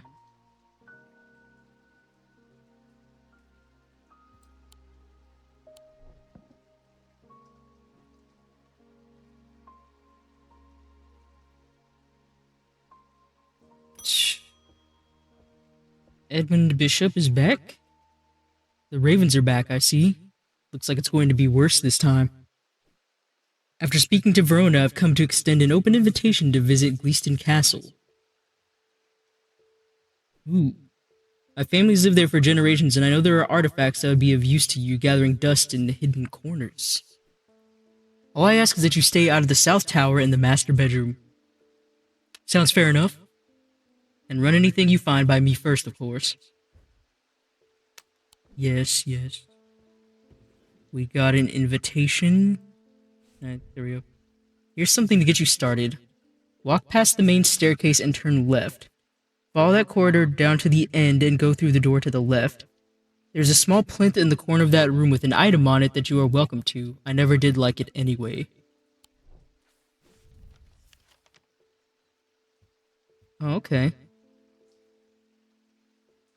You got our formal invitation?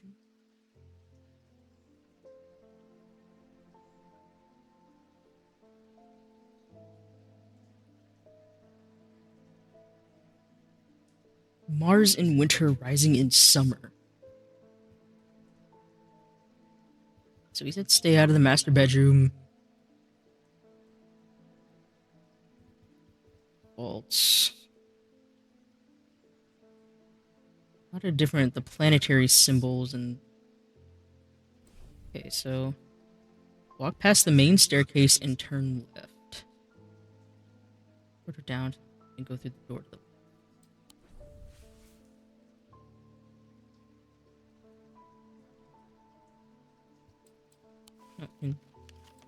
Alright, that's nice. You can change maps.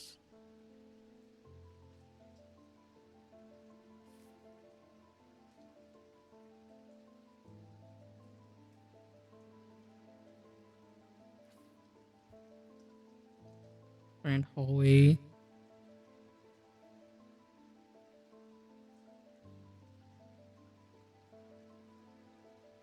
Quarter down to the end. This. Here we go. The plinth is not hard to spot in the corner of the room next to a small writing desk. Glass jar houses the object mentioned in Edmund's note. As I gather the item and turn to leave, my eye is drawn to a green book on the desk. The author's name is of particular interest. I pick it up and find Edmund on my way out, who encourages me to take it. I try to insist on paying for it at least, but he won't entertain the idea. Ooh, very moonlight totem. My kind of thing. Silver, embedded in stone. And then brown twine. It's cool and smooth. Stone is rough and pitted. No sounds. Has an ethereal quality to it. Alright. Gemstones and their atomic properties. Eli White. Oh, now we can get the ones specifically about gemstones themselves. That amber. A little orange, sometimes containing impurities. Sunstone, fire and light, heat and life. We got amethyst, stone of containment, and a bloodstone. A dark stone for dark purposes, indeed.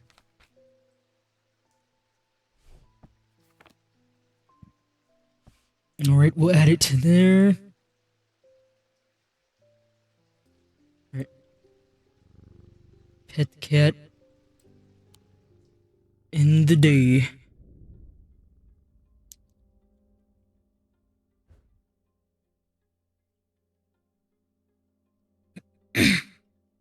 At the end of a long passageway, after days spent clearing away dangerous rock falls, the duo came upon a chamber. In it they found a small stone tomb, too small to contain human remains. The remains of some kind of otherworldly creature, perhaps?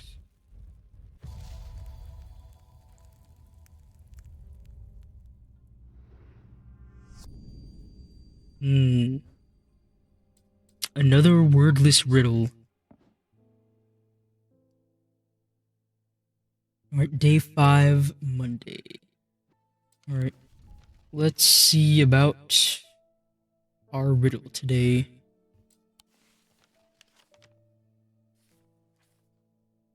Be big.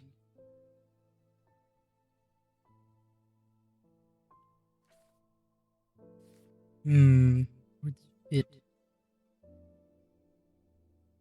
Is there an area where a building is missing? I mean, it's a very specific shape. And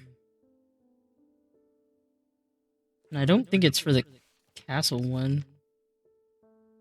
I mean, maybe, but I don't think so.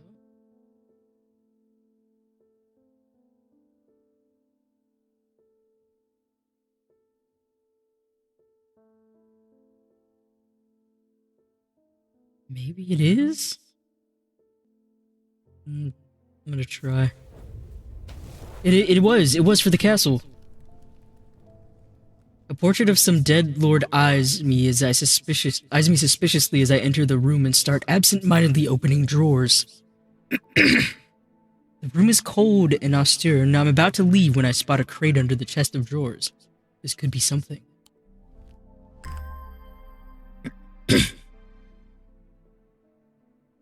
Is that a symbol of the triple moon goddess? Like Hecate? Pinkish gemstone, bronze, stone, cold,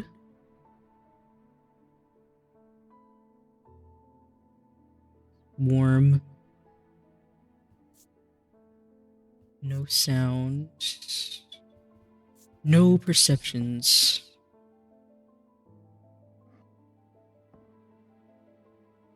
Alright. So some of the riddles can be for the castle. They're not just gonna be for the, just the map of UNDERMERE alone.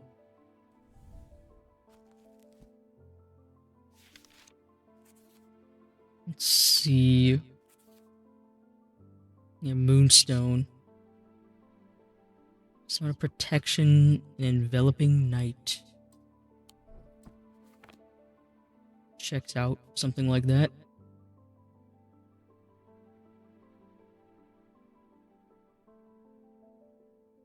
Alright. Who do we have today? Mr. Schaefer to deliver our mail? Not sure about this fog today. It's an eerie atmosphere out there, especially with those damn ravens back again. Come on. Don't beat me to the ravens. It's usually fierce black dogs I have to worry about, but not big black birds. Are you being chased by a church grim? I'd hope not. Right. What's in the mail? The triangle has intrigued me ever since I first heard about it as a young boy. What caused the pine trees to grow like that? Did someone plant them?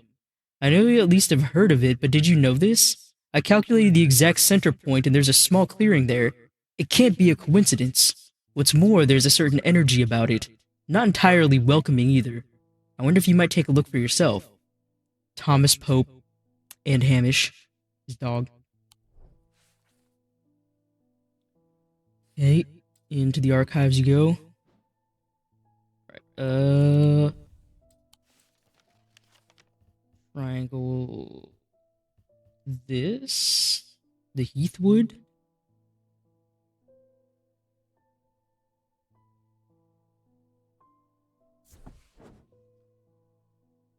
Sure enough, as I approach the center of the curious triangular copse at the heart of the Heath Wood, I come across a clearing, a tree that has been split in two stands in the center. Whoops. Sunlight breaks through, and I take a deep breath of cleansing pine and earth. It's like lightning came down.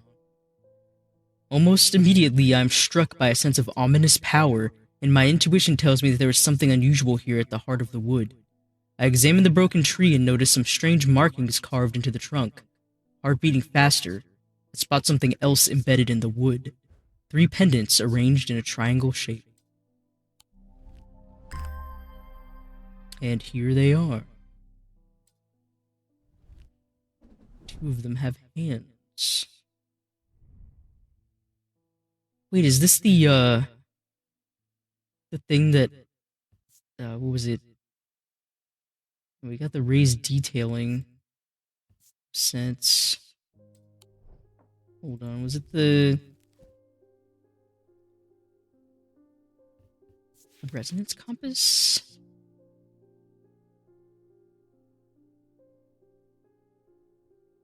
Maybe not. Then we got this. It's a bronze hand with a turquoise gem. It's hard and cool.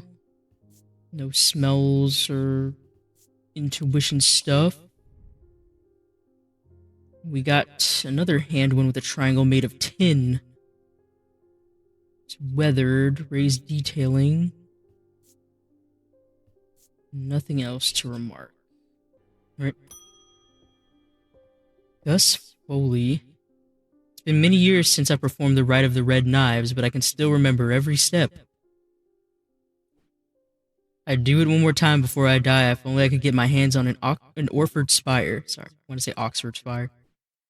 I tried that place in Arnside and they sent me here. Okay. Orford Spire. Fully submerged in goat bloods for 9 days and 9 nights. Formed correctly, the rite is said to impart vitality and clarity of thought.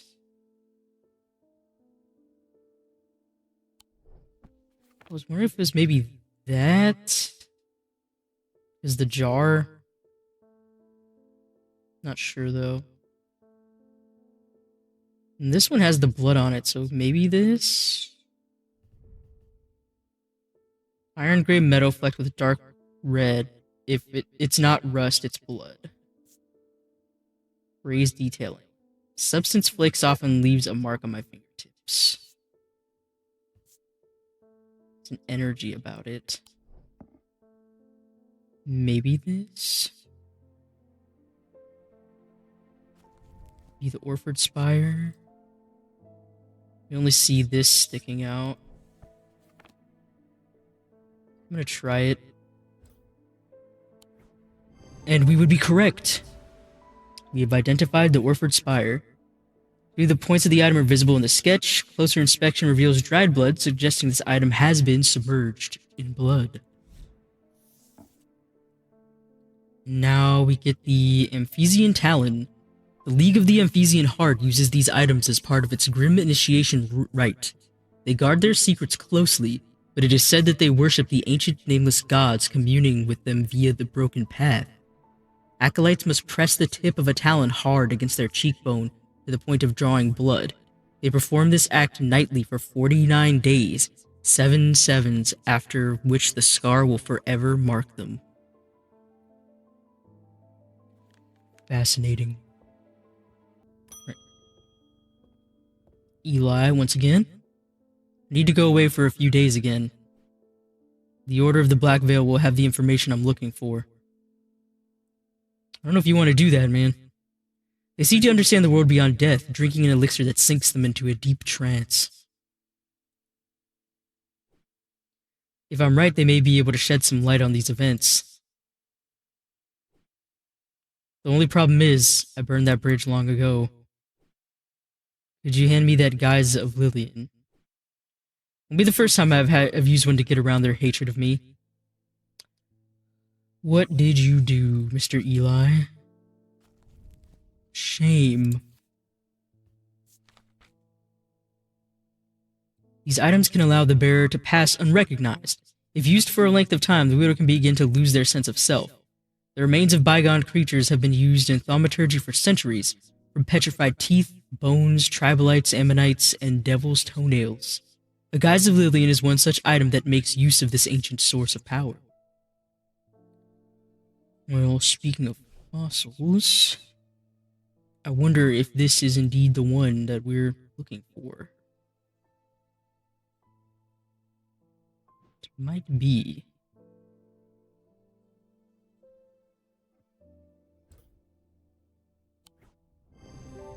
And we would be correct.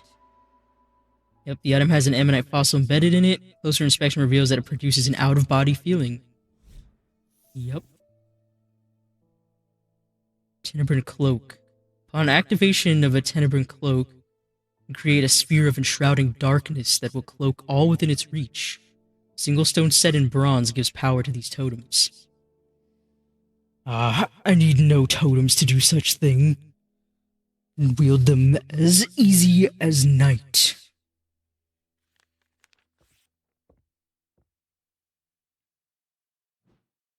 You know, it's definitely much easier for a shadow entity witch as I than it is for any mere mortal.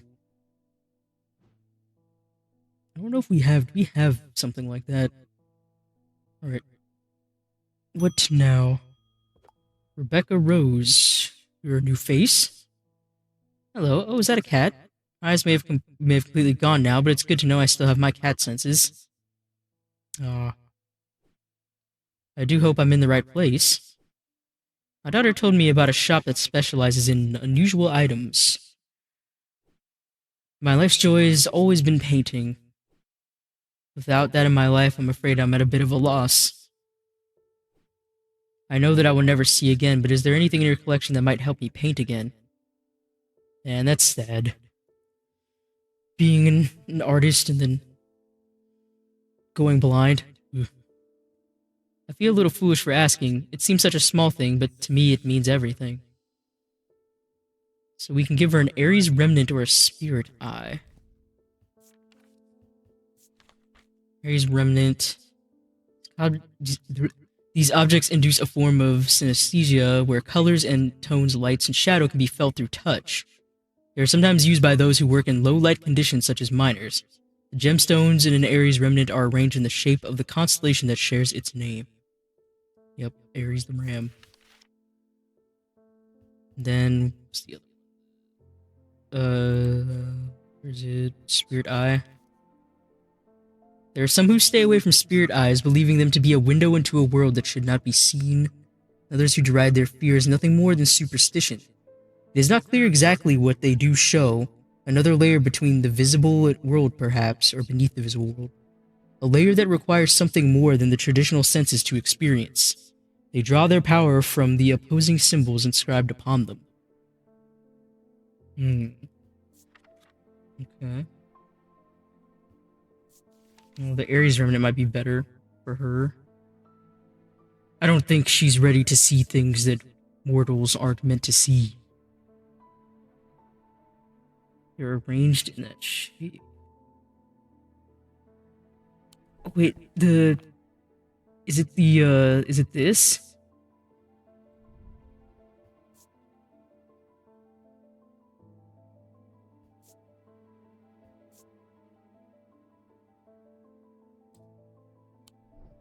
Maybe?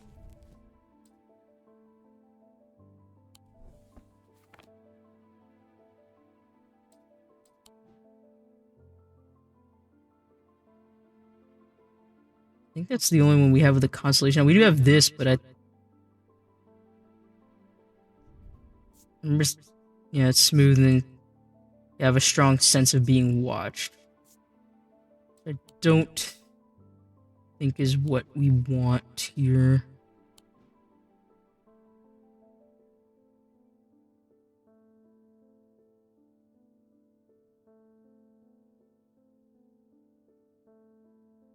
wonder if it is this. I'm gonna try it. Is that it? Yep, the Aries Remnant. Gemstones are arranged in the Aries constellation. And we have the Scythian Charm. Older Scythian charms are carved out of wood, but the more powerful designs make use of the planetary metals. No two are identical. They are used by horticulturalists to encourage stubborn plants to thrive. They change with the weather, usually quite cold, but warm and tingly to the touch while it is raining. You know, I wonder if we can pay strange horticulture a visit. I am quite curious.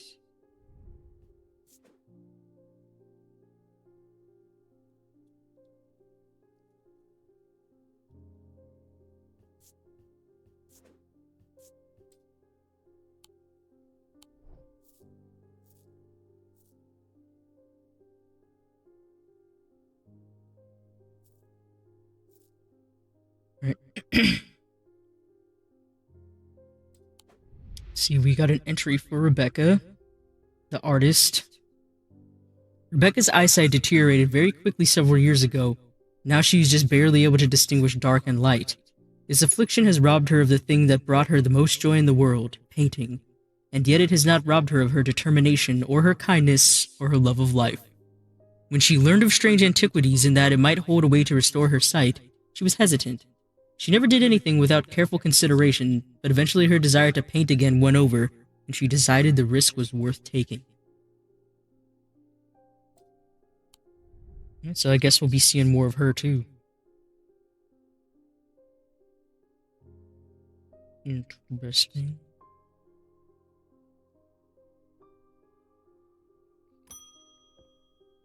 Clarence Hawker. Those ravens have done for 3 more poor buggers, yeah.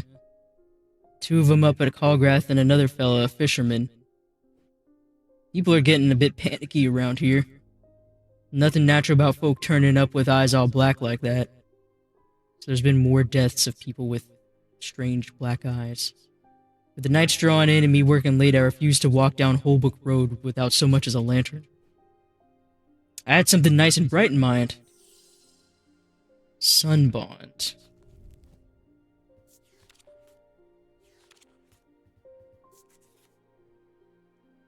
Sunbond is small and lightweight, designed to be carried discreetly and made of a non-precious metal of some kind, housing a gemstone of light. They carry the warmth and the light of the sun, a brightest that can pierce the darkest gloom.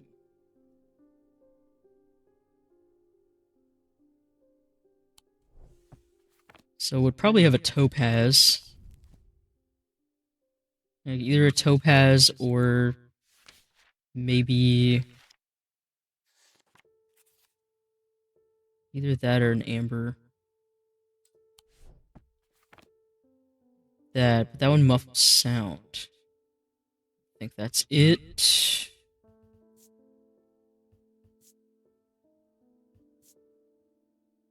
It's warmer than I would expect. Maybe this?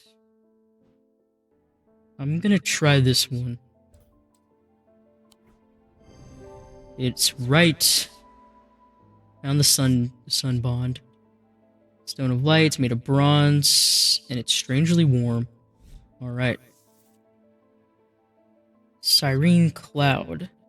Made from basilisk scales, a material known to endure intense heat, these unusual objects can permit the bearer to withstand fire and flame and remain unharmed. They do not, however, offer protection against the deadly basilisk itself. Of course not. You need an entirely other protection thing to do that. What kind of fool would think otherwise? Alright, well, either way, we got that. And Audrey Bell, another fresh face. Bend your ear to the trees. Hold your palm out to the wind. The ravens can feel it. And you? Something is stirring. Need a Hogan Grimm in the coming days. Say about her. The priest. Followers of the warrior god Holgar are not easy to come by, but they make up for their low numbers with zeal and grandiosity. Their priests have all the self-appointed authority of a village fate organizer, and the power struggles between clergy and acolyte are as bitter and as hard-fought as many a debate about bunting or cake stands. That's one way to put it. Audrey has strong opinions about death and the afterlife, perhaps forgetting that the god she follows is best known for sending thousands of people reluctantly to it, but had very little to say about its substance.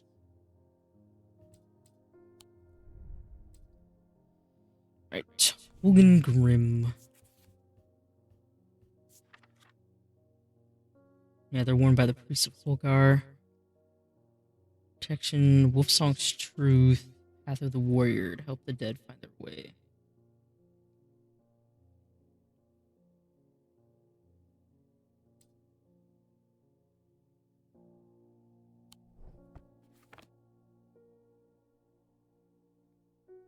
Wait, what was in the... It looks like they're wearing a mask. There's horns. Maybe the skull? It's clay painted to look like bone.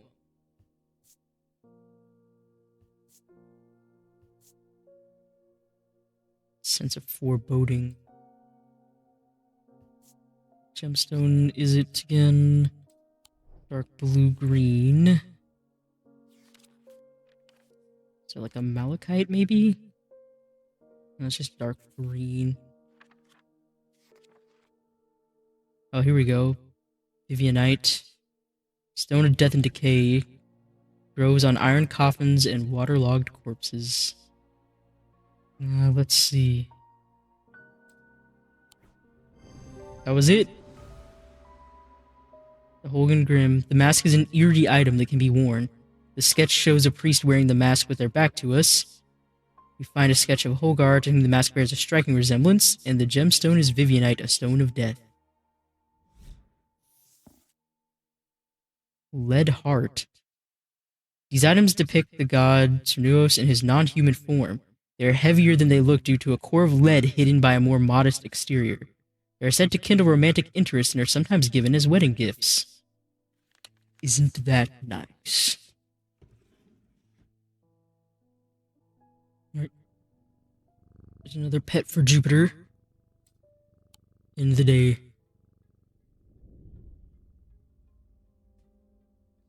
Inside was the reason they had toiled so hard. A small black casket. Very valuable small black casket. They knew enough not to open it, but perhaps too little to fully understand the danger it posed. What's new? Mortals messing with things that they shouldn't be. Always messing with things that they don't understand. Got some stairs. Up the stairs left, then left again. Second on the right is where I spend each night.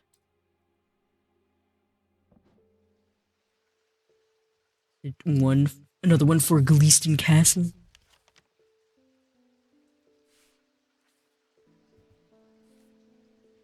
Which stairs? I mean, I'm guessing it would mean the stairs like after you go in, but...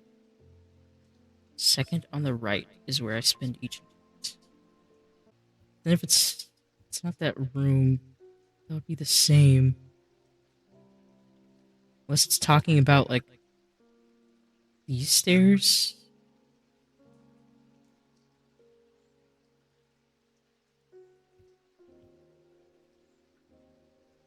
Maybe this one? Okay, it was that one. That was a little confusing. The bedroom looks like it hasn't been used for some time. A thin layer of dust coats the furnishings and cobwebs decorate every corner.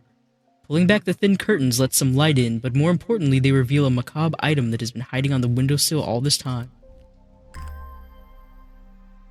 Ooh, are those the witch's fingers?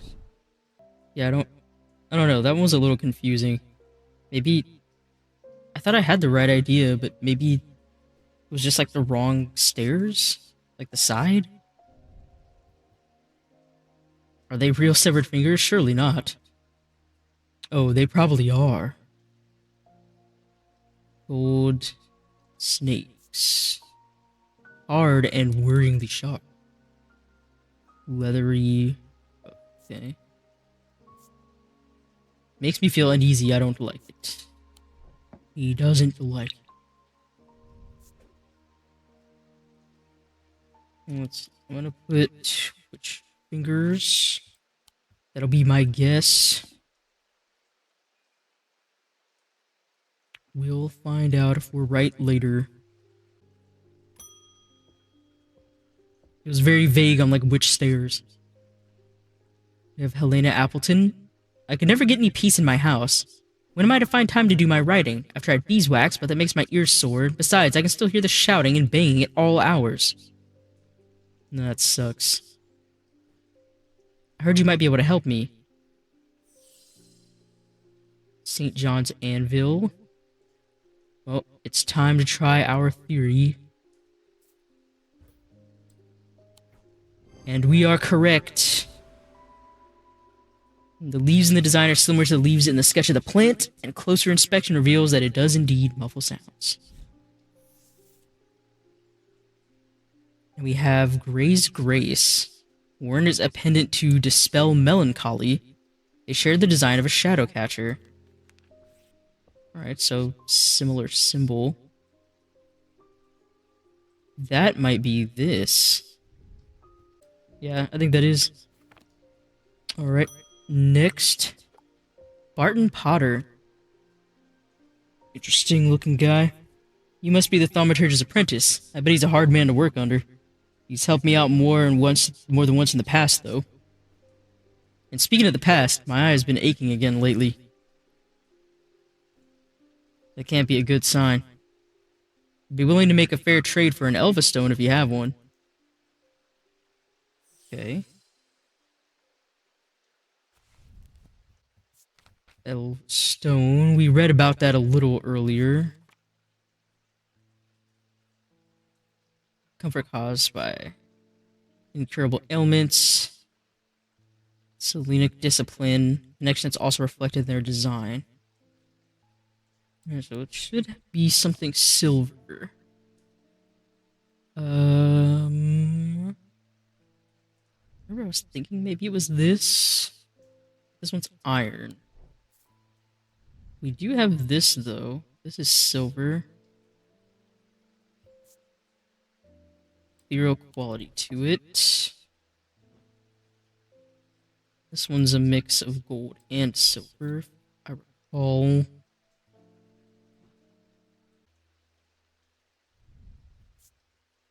And this is just regular stone.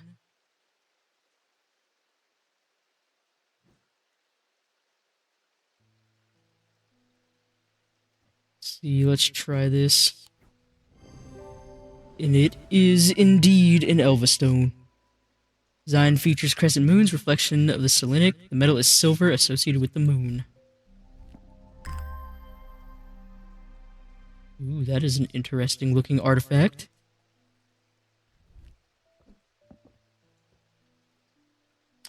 Nice trade, sir. Nice trade. Gold with blue... 3 blue gemstones in a triangle shape. And 1 silver ring around the bottom. Almost an axe-like shape. It's warm. The gems are cool. No sounds or smells. No inner perception. I gotta change this. We also got an entry for Barton, who is a relic hunter. Intelligent, affable, heroic. These are the words that Barton Potter would use to describe himself. Irresponsible, impulsive, and foolhardy are some of the more tasteful terms that those who have dealt with him might use. One thing is not in dispute. He knows how to track down objects, and he certainly knows their worth. He's also no coward, and he bears the scars to prove it.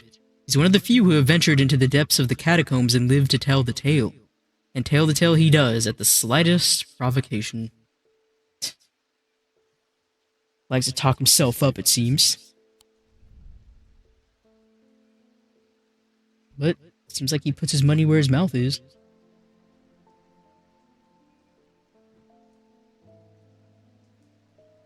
Alright, we got another strange one.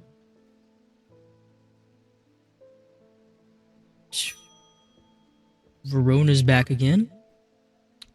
I've been doing some reading. See what you make of this. Alright. What do you got? Ambra. These items cause a mental fog, a withering of intellect and thought. They are slow to work, requiring several hours to have any effect. Through prolonged use, they can cause the whites of the eyes to turn black, and the subject to become deeply disoriented. They produce a noctic field. Ah. So that must be connection to this strange mystery going on of people showing up with black eyes. The fisherman they found yesterday had been up at White Beck, so I'm going to see if I can find anything out there. Here I go again, sticking my nose into trouble because I don't seem to be able to listen to that part of me that says, go put the kettle on and let someone else deal with it for a change. Yeah, but you're a go-getter, Verona, and that's what we like about you. It's bloody-minded arrogance to follow that thought up with, but there isn't anyone else, but here we are, and here I am. They'd all do it wrong anyway. If that isn't a Verona line, then I don't know what is.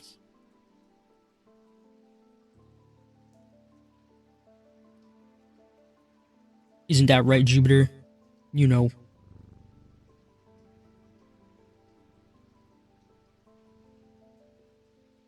So we have that. Put away.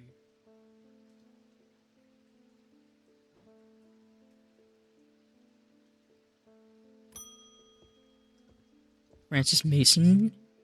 Evening.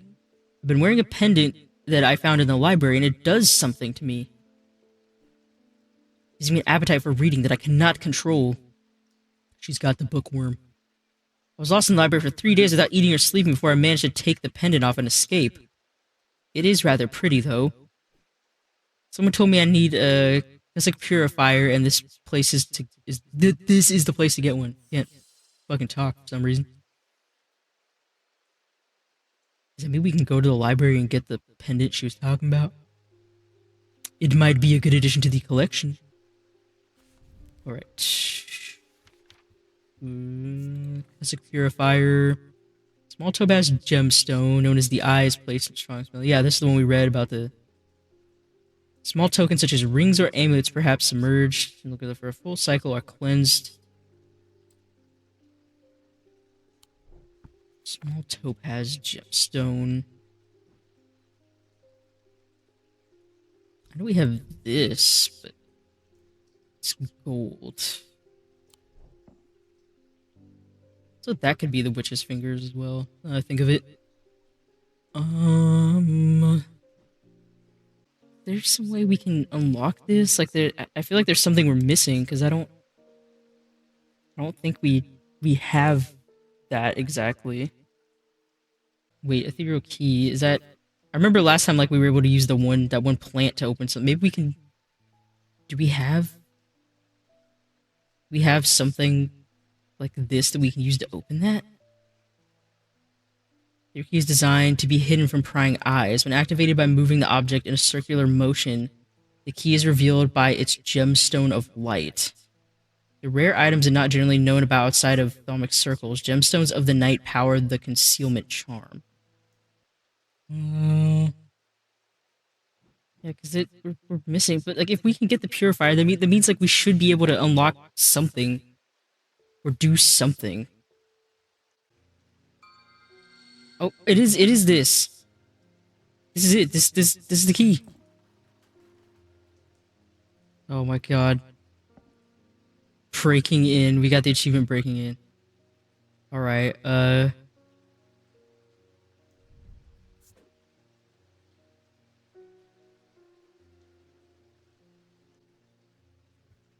Alright, we found the ethereal key. Holy shit. Pretty sure we can't use the ethereal key on that. No, we can't. I think this is the compass.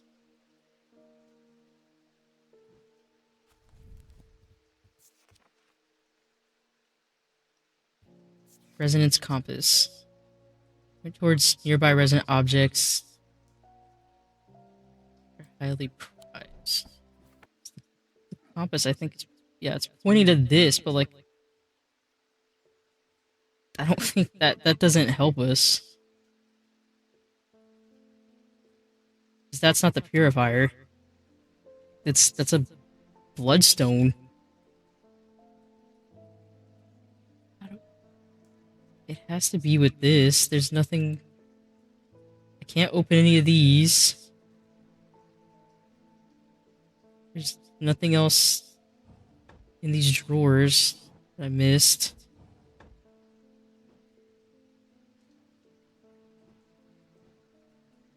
It has to be this or something, because it's not. It wasn't this. Let me check the notes. What did I miss? I had to have missed something.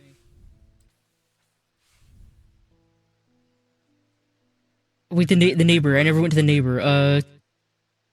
The wine merchant. The wine merchant. Where is the wine merchant? We're over here. Is the wine merchant right there?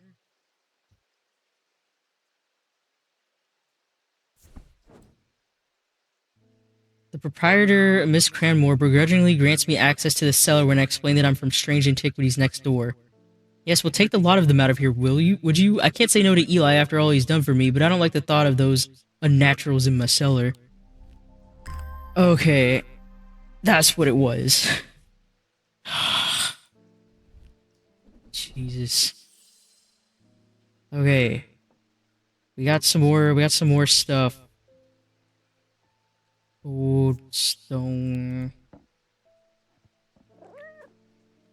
Pfft, don't do that. Jupiter, stop it. Don't smack things off the table. What's this? Green glass, yellowed paper. Strong odor. When I shake it, it rattles. What is that symbol? It's vinegar. Symbol for vinegar. Wait, that might be it. The vinegar smell. Oh, thank fuck. Okay, we finally got it. The label bears a symbol for vinegar. A small object rattling inside, which is probably a topaz or something. Okay. I was gonna lose my fucking mind. Right. Valent. The holes in a Valent are roughly equal size and spacing. They are used by the adventurous to help them find their way. A curious pulse can be felt where its power concentrates. Is that levitating stone? Maybe this thing?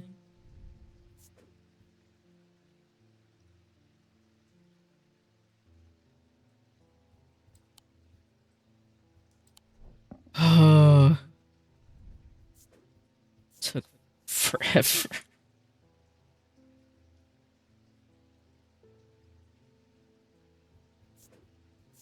Yeah, and I knew we were missing something. Okay, we got it. We found out what it was. We found out what the problem was. Let's see, we also have this thing. Warm. There's engravings on it.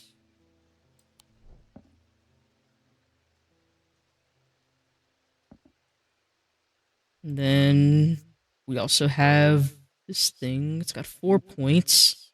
A shield. There's a dark green gemstone in the middle. Carved in markings to the wood. Nothing to remark. Okay. Okay, well that's something.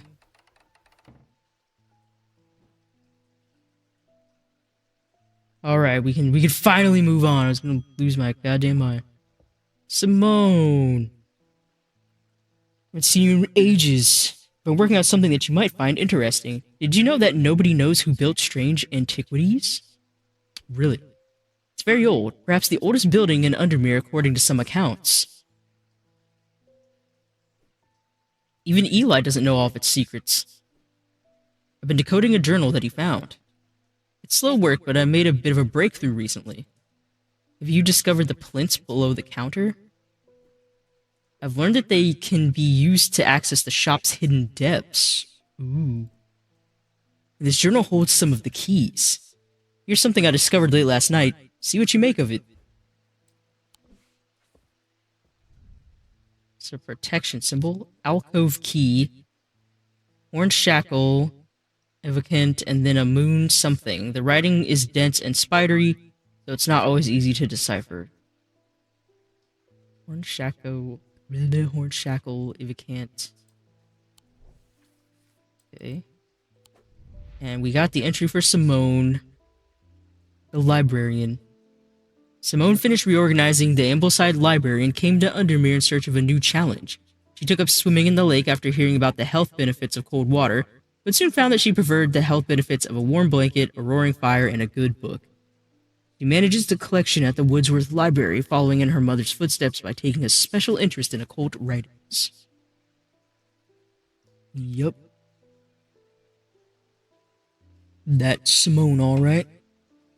She helped us a lot in strange horticulture.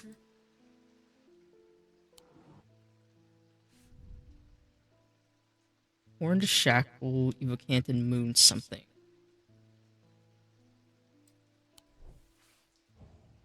Okay, so orange shackle, evocant, and moon something. It could be the moon heart. That might actually be. Hold on. The moon heart was the Selenic turtle and the owl. That was it.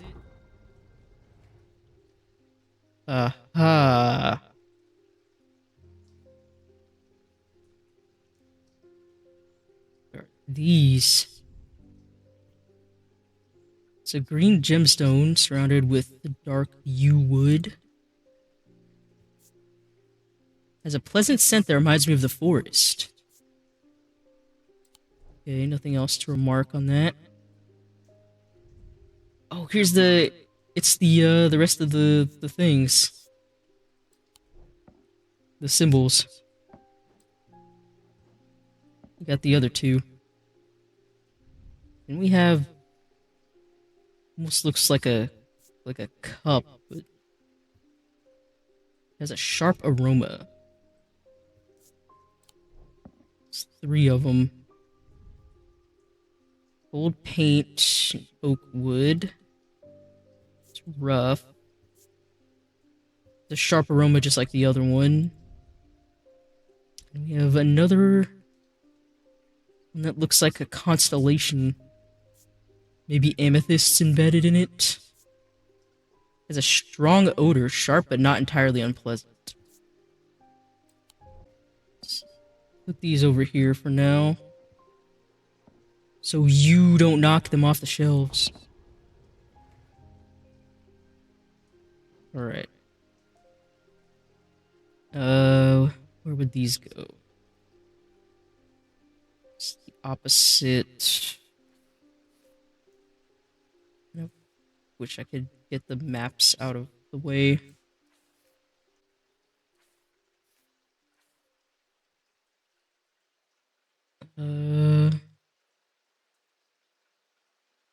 I think, yeah, this one's the opposite of the Taurus symbol, so it would go here.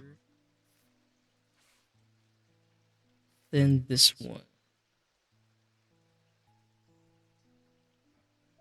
Here. We're missing one more. Which means it's got to be in here somewhere. Maybe in that box that we still can't open.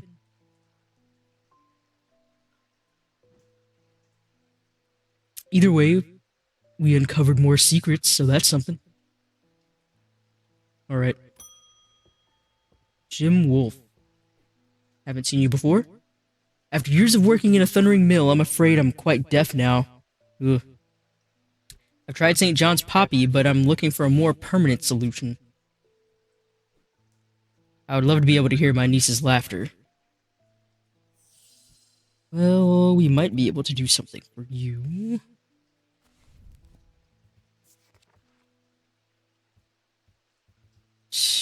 Wants a hearing charm. Simple trinket that amplifies sounds. While generally used by the hard of hearing, their curiosity can be enjoyed by young and old alike. Charms take the form of animals known for their hearing. A rabbit.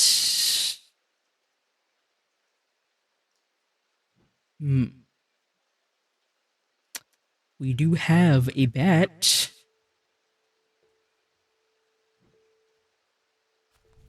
Bats have very good hearing. I don't know if they had anything to say about this, though.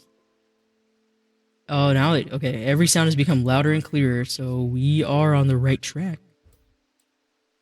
There you go. One hearing charm in the form of a bat. Its pin is the shape of the bat, animal known for its hearing, and it confirms that it enhances hearing ability. Veiled Fen. A veiled fen is brightly colored in the light, but it clouds over after a short period in total darkness. It can be used to command attention from individuals or small groups of people. Public speakers sometimes use them as a substitute for charisma, instead of actually learning how to be charismatic. Tisk tisk. Right, well, we know what you are now.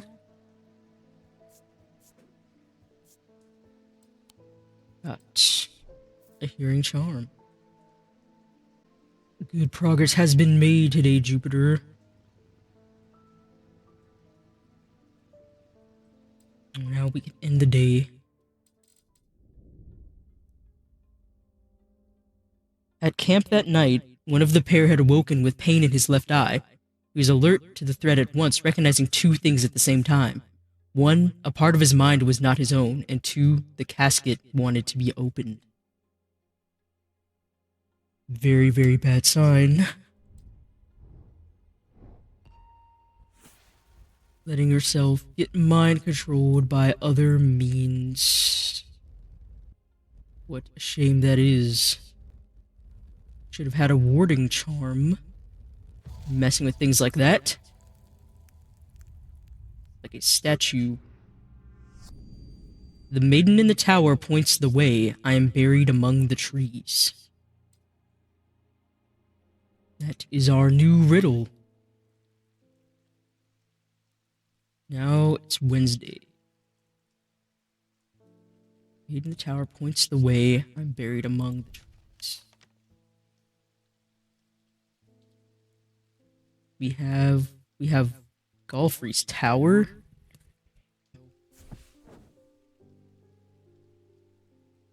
Climb the narrow winding stair to the top of the tower and rewarded with views across Lake UNDERMERE.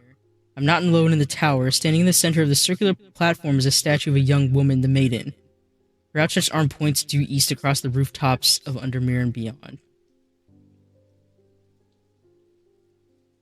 Okay, so this was the correct path. East across the rooftops. Okay, so it's east. Buried among the trees. What's all the way out east? The mossy wood? Okay. Thank fuck, we figured it out. I find what I'm looking for in a small cavity carved into a sturdy oak tree. I look around half expecting to see someone, but there is nobody there. I take my prize and leave, feeling my mood lifted by the smell of damp moss and the gentle rush of wind through the treetops. What do we get? Interesting. Very crown-like, this one. Gold, turquoise, there's an orange gemstone. Might be an amber and a topaz. Then, body parts made of iron. Pitted. No sounds, no perception. Alright. Well, we figured that out. Thank fuck. Let's see. We got today Verona. I walked at the beck a mile or so in the cold and wet yesterday and found a section with a handful of dead fish floating in it. Belly up and blackened they were.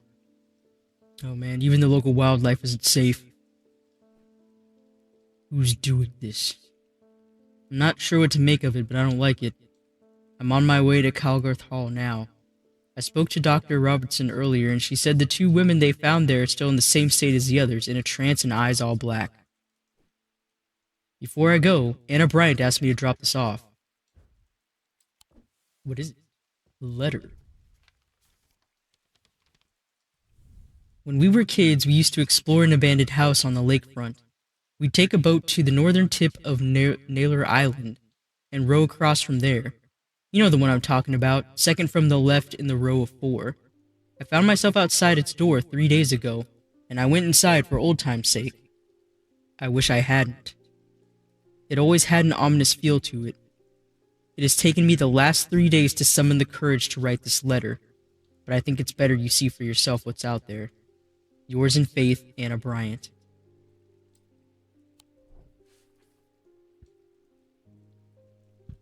Well, that's pretty ominous. Alright.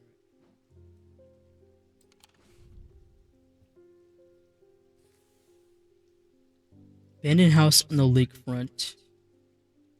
Northern tip of Naylor Island.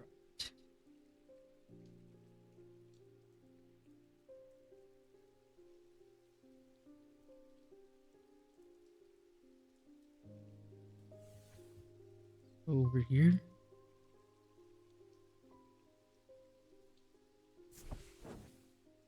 There we go. I don't know exactly what I was expecting to find. Anna's letter was quite vague after all, but I certainly wasn't prepared for this. In an alcove of the house, peering out through loose mortar and crumbling brick, is a macabre shrine of sorts. The skull of a stag is mounted above the opening, its antlers smeared with a dark red substance, and large melted candles pool out onto the wooden floor on either side. Seems like my kind of place. In the center of the altar, there's a small iron chest, rusted and fused to the floor. It's clear that it has been here for a long time. I do not see any hinge or keyhole or any way of opening it at all. But after a while, I notice an inscription that says, simply, I open to the voice. Voice.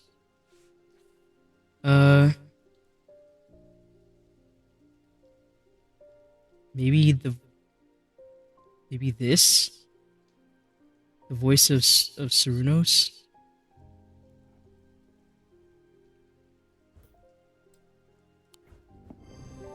Yep. The chest opens to reveal a golden totem. I can't imagine who would have stashed it here or why, but it doesn't look like they're coming back for it anytime soon. Well, well, we've solved another riddle. It's a golden cat with looks like a moonstone embedded in it.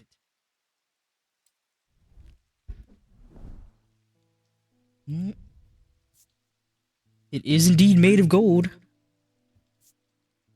It's warm and smooth. Yeah, light pink gemstone. No smell or sound.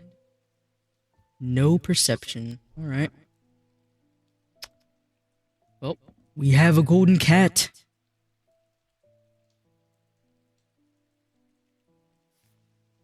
Put that in the archive. Who's coming in now? Lester Crowley.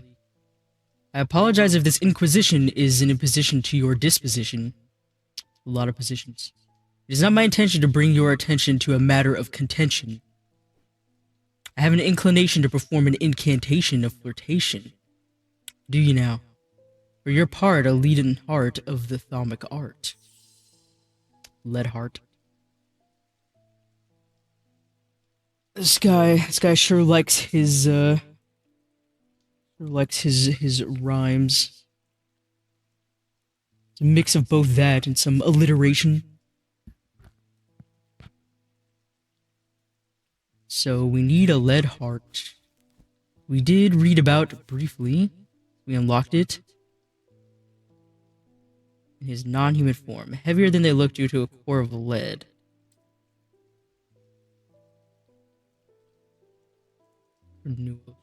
Spelled it wrong again.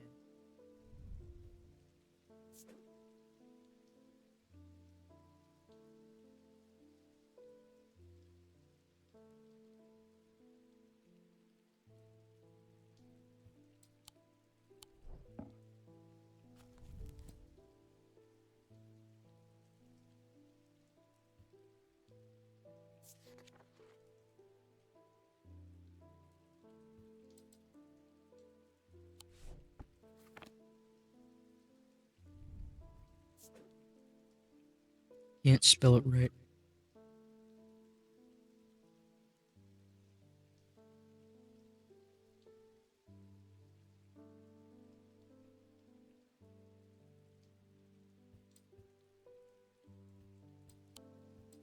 Whatever. I'll just go back to it later. Non-human form. Maybe this?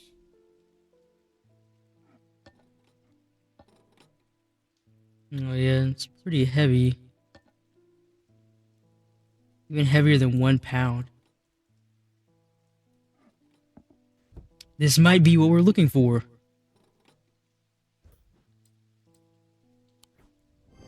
And it is. The lead heart. Yeah, I guess Antler is suggesting his non-human form could be a deer. Yep, but using the weighing scales, we confirm that the item is heavier than it looks. Corvin's Might. The Corvin's Might, sometimes called an eagle's gift, is an assassin's tool that makes use of Wixic power. When the warrior queen Corvin was surrounded and close to defeat, the gift came to her from an unlikely source. With it, she turned the tide of battle and the legend of the Bloody Queen was born.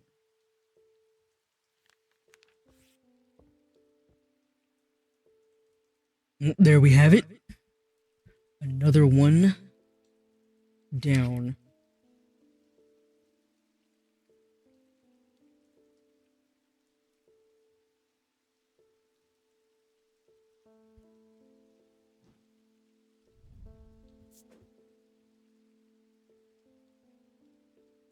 Lead heart.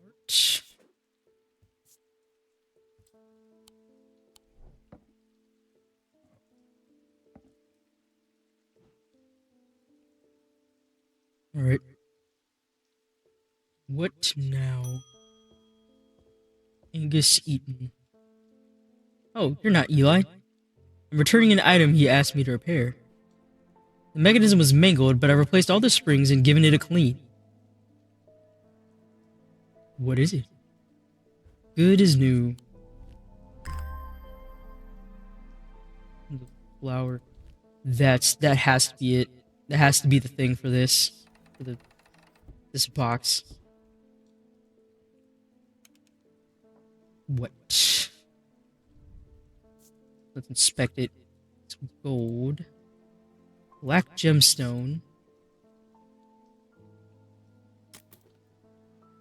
Oh, the petals.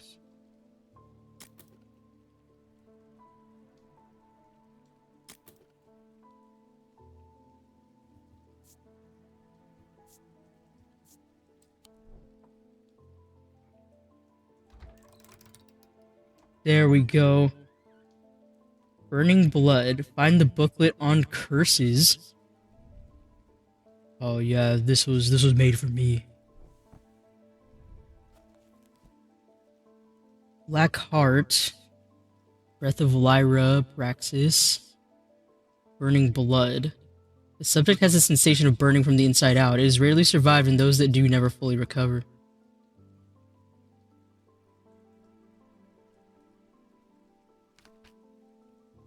Morgan's Insanity, the Sapphire Curse, Torment's Paralysis, Noctic Sight. Very fascinating. What? We'll add it to our collection down here. What is this?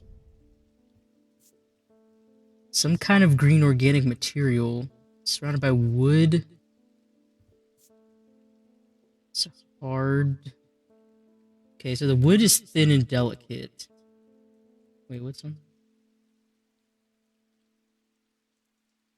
Okay. Sounds hollow when tapped.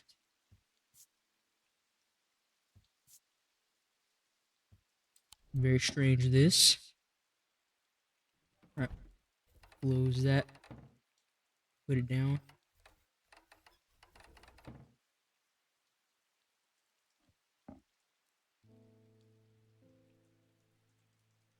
Right, well, we finally did it. We finally found out what was in that cabinet. The Book of Curses. Might actually help us. Eli, here again. It wasn't my intention to leave you unattended for this long, but I'm afraid I'm going to need to rely on you for a little longer. Come on, man. The Order of the Black Veil seemed more concerned by the ravens in the black-eyed state that Mr. Hungerford was found in. They said that it would take a very powerful force indeed to upset them like that. Yes. Ravens are not easily upset. Unfortunately, they either weren't able or weren't willing to talk any further on the subject. I was hoping to avoid it, but I must go to Oxford and the Bodleian Library. I will be gone at least a few days, perhaps longer, but you seem to be handling yourself well here. I do not see eye to eye with the head of the collections, but I do know that he takes an interest in horticulture. I will take him a Scythian charm to smooth things over between us. Well, looks like we're going to be running the shop a lot longer than expected. Scythian charm. Older Scythian charms are carved out of wood, but the more powerful designs make use of the planetary metals. Yeah, no two are identical. Change with the weather, usually quite cold. Warm and tingly to the touch while it is raining.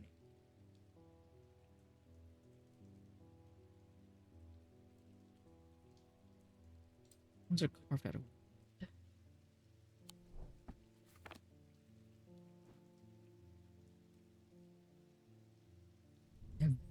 wood. This.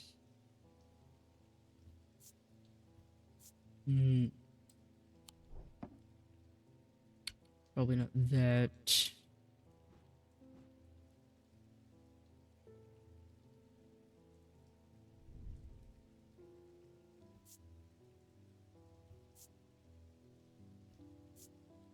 Nothing for that.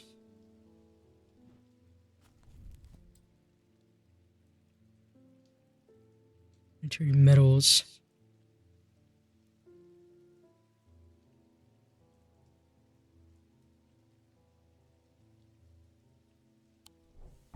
Could be a more powerful design.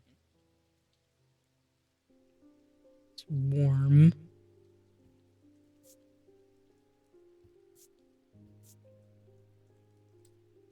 Maybe this? It is silver and gold. Warmer one.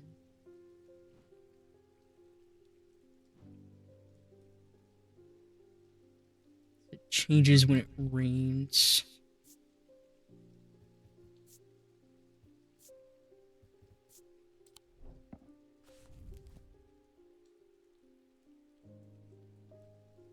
No two are identical. Encourage stubborn plants to thrive.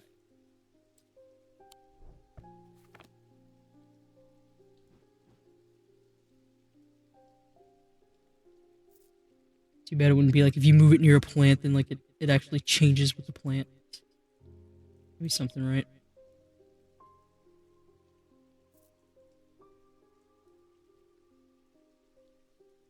I don't think it's that.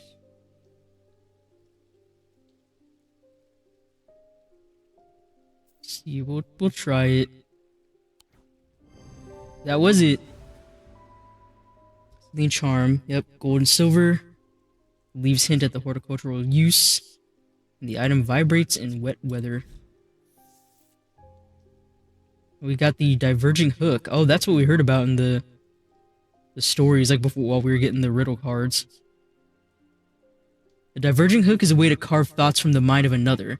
If done with skill, the third party may have no realization that the thought was ever there at all. But it is all too easy to leave a mind in disarray. When approached with care, the unanchored thoughts are easy to lose track of. They have a single gemstone from each of the 3 thaumic branches.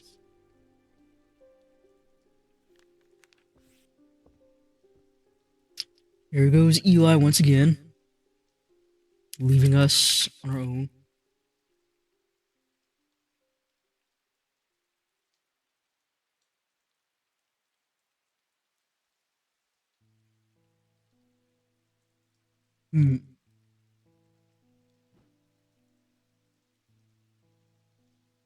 Diverging hook. Huh?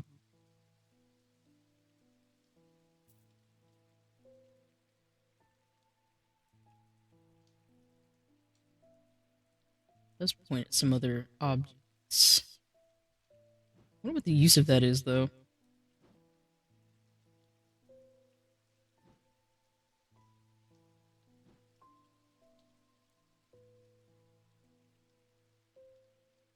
Alright.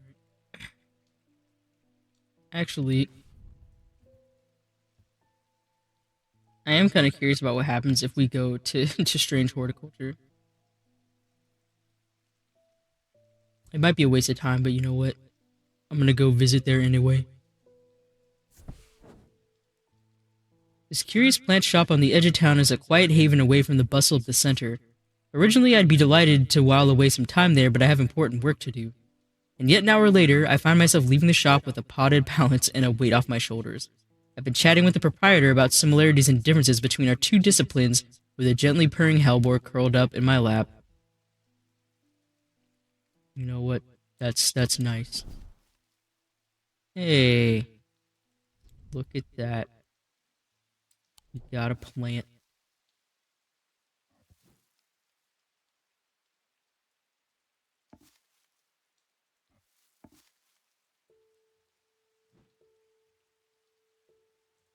Alright. Francesca is back. I'm at a loss with these patients. They aren't responding to anything I've tried so far, and I haven't been able to find anything in the literature that fits their symptoms. Probably because it is not a normal illness. I'm finding they become violent if they aren't restrained, and they are always trying to leave.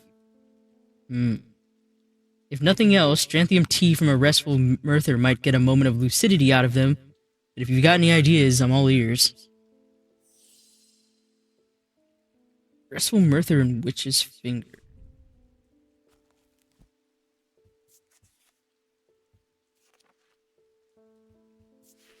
This one again.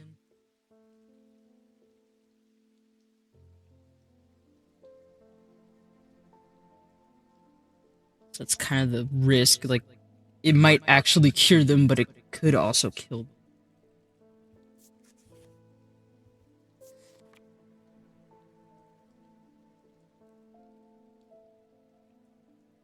Mether is a thaumaturge's link to the inner mind. A hot tea made from the Dranthium plant is drunk from them, taking on different properties depending on the type of mether. Mether? This particular type can be used to enter a meditative state and bypass the rush and clutter of consciousness, promoting clarity of thought. Oh, it's one of the things that we found.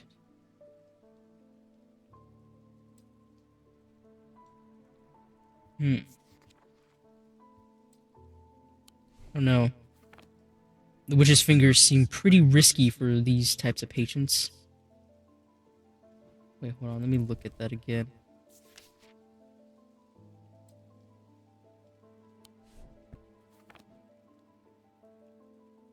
Kind of looks like this one.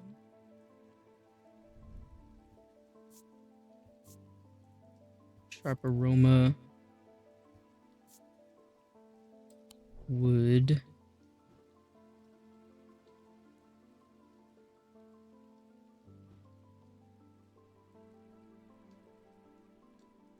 I think this one only has 2. The one in the picture had 3. has a sharp aroma. Oak wood. It's a restful one, though. That is the question.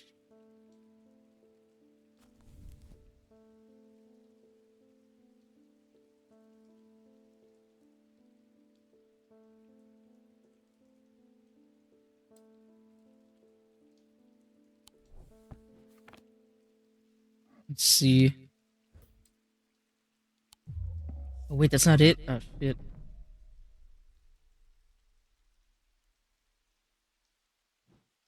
It looked like that from the book.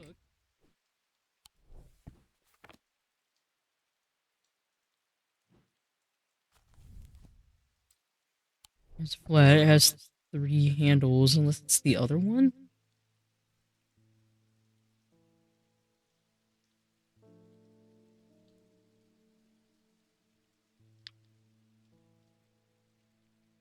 Definitely looks like it has like a constellation thing in that, though. Okay, it was this one. That's weird. It didn't have the same shapes of the handles. Yeah, it resembles a drink cup from the sketch. Stones of peace. Okay. Bones guard. A small item known as a bones guard can be placed in any liquid to render it safe to drink. King Cedric the Meek was well known to be terrified of being poisoned, and so always drank from the same goblet and placed the bones guard inside. He was stabbed to death in 1203. These objects bear the mark of the antidote.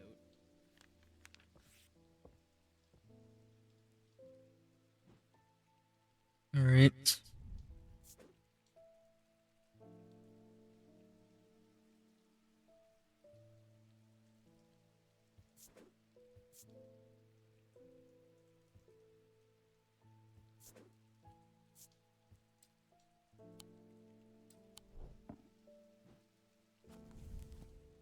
You know, the handles look like the other one. That's what trips me up, because like the handles in the drawing look like this one, not like this one.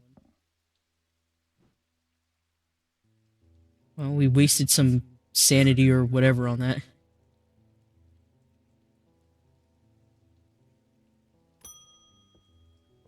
Oh, Rebecca's back. I come to thank you for sharing the wonder of the Ares remnant with me. It has changed my life. I'm still getting to grips with it, but I'm already feeling my way back to painting again. Thank you. Oh, that's really nice. We helped her get her artistry back, even if she's still blind.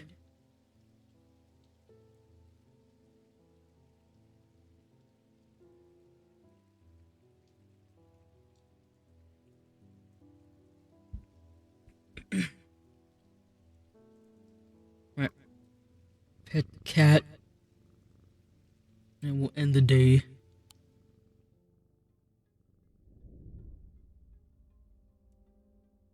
He knew what he had to do. Without hesitating, he took hold of his diverging hook and used it to cut away the infected part of his mind before it could spread and consume him entirely. Wow. So he probably did that to stop himself from trying to open the coffin. Right. What riddle are we going to get now? Another tower riddle? I am the closest to the sunset, but furthest from the sunrise.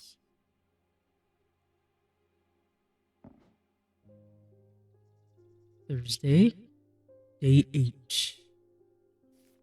Closest to the sunset, but furthest from the sunrise.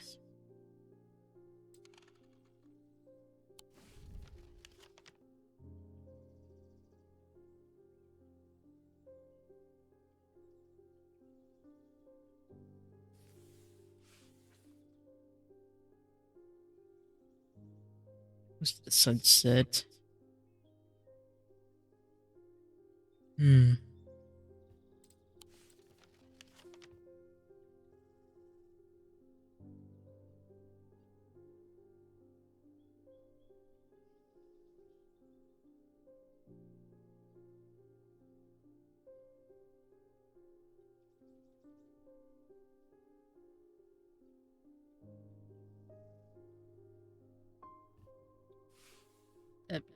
Sunset, furthest from sunrise.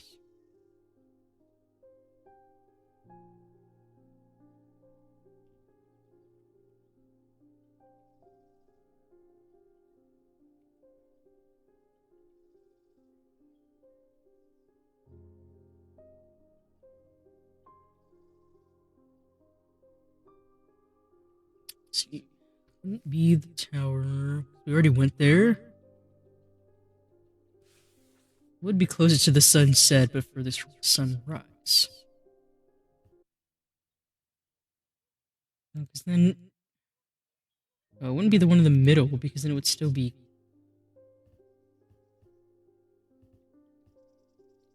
Unless he means like it's the furthest, so it would be like all the way to the west. I'm gonna try it. It was this one. It was the one all the way to the right. The view from the tower is quite beautiful, but it's what I find inside that catches my attention. In the middle of the room is an unlocked wooden chest, and within that, not one, but two smaller wooden chests, along with a cryptic scrap of paper. Ooh. Boxes. What is this? Wood with bronze detailing.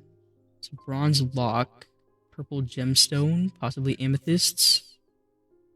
Polished. Engraved symbol on the lock. Okay. The other box, hourglass on it. It's wood and gold leaf trim. Polish. There's an unpleasant sensation at the back of my skull. Something by a diurnic seal. Something object made from silver. Something. This is a diurnic field.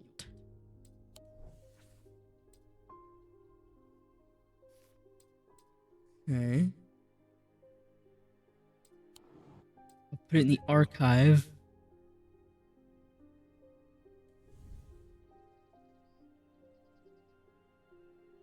Something made from silver.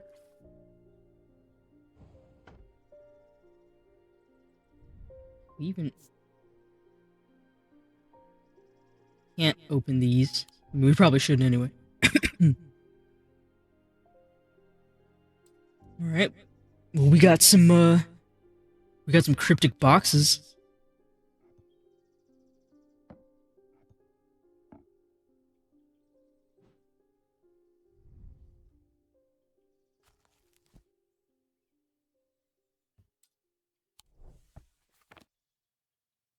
Alright.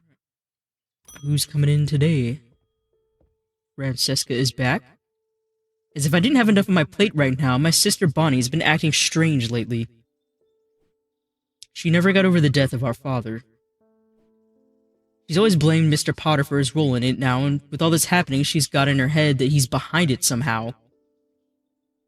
Jumping the gun much? I'm worried she's going to do something stupid. If she comes in here, whatever you do, do not give her anything dangerous. I wanted to give her a keepsake to let her know that she is still loved. I've seen people gifting one another wooden totems, but I don't know what they're called. She may be talking about the lead heart? Well, no, that's not wooden, that's clay. Maybe the horned shackle? What kind of wooden totem?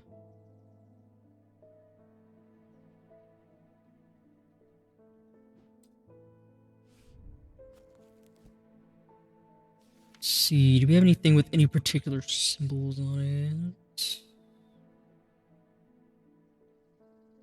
Maybe something with calm? Not sure. I mean, because of the love or joy.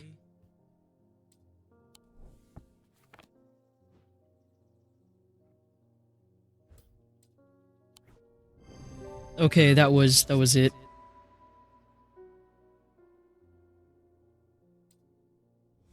Alright, good. Oh no, she has some bad news. Oh no, he didn't respond well to the tea.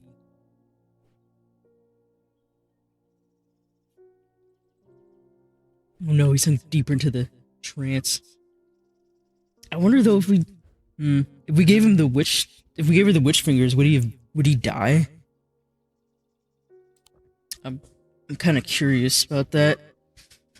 I mean, it does seem like he's cursed, but hard to actually say for that one.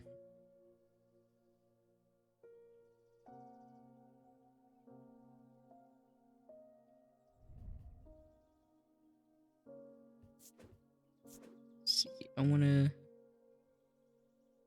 I think they have for that though. Yeah, no, they don't. Never mind. Verona, back again? Those silly sods at Colgarth Hall wouldn't let me in to look around.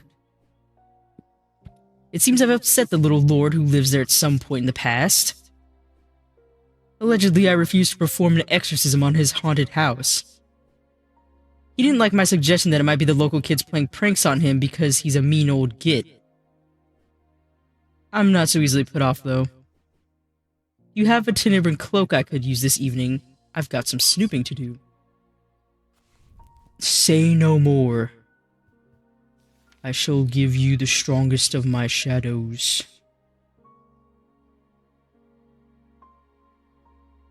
Stone set in bronze.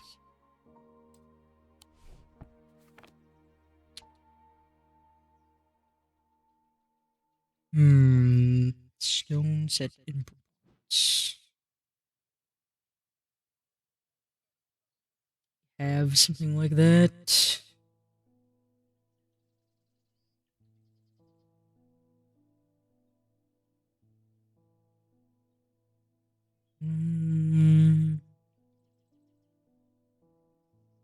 The bronze.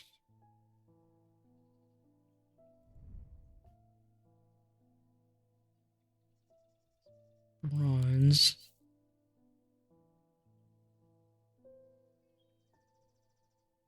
I don't know if it's that one though. Let's have this. Turquoise though.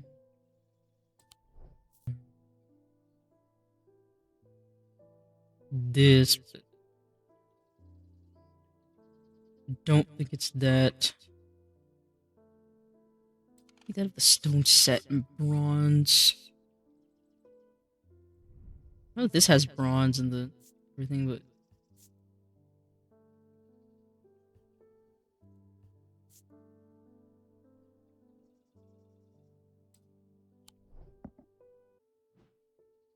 I don't know. This is the only other one I could think of. It has the moonstone. It's there's bronze and then on a stone. It's definitely not that one. It has the moonstone, which is associated with the knight as well. It doesn't just have to be the onyx.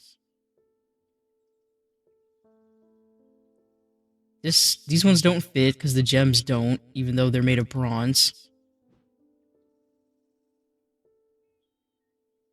I'm gonna try this one. Okay, that is it. Alright. Yep, it's a moonstone. We were right on the money. Saint Cedric's Thunder.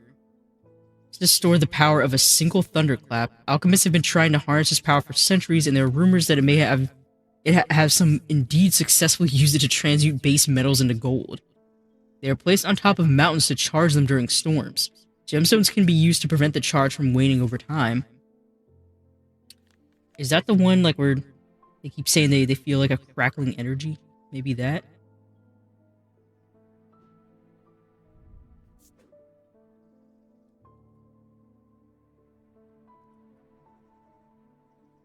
Another one solved.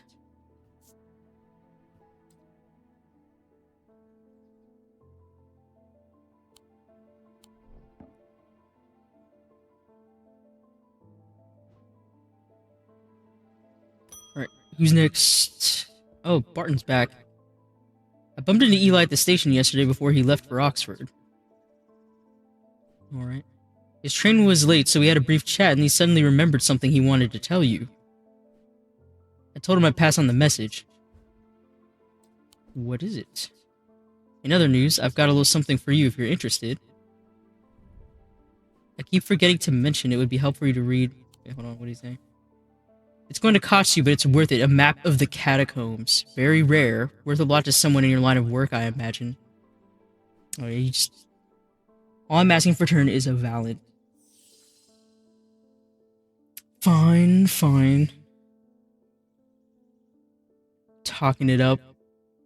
Are you a car salesman or something in your side? You know, you have a side hustle for that? You sell insurance on the side or something, sir?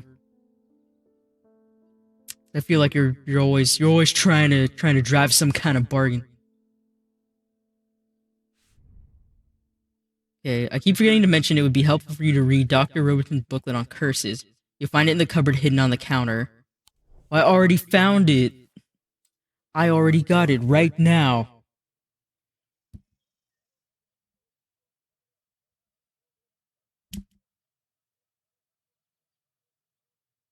Alright, so the Valiant. We will...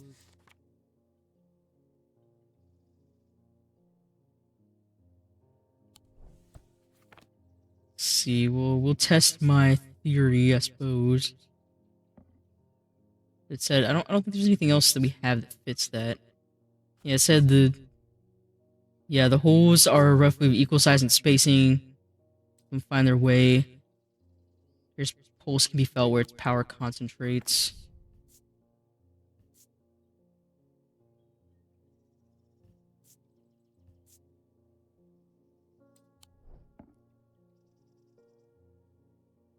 Double check just to make sure.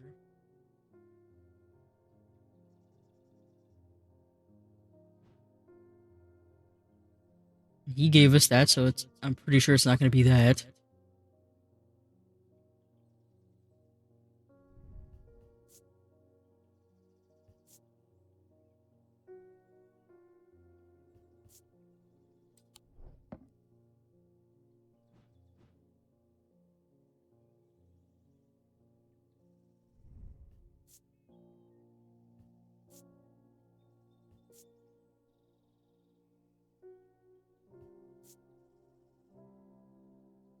Nothing weird about this.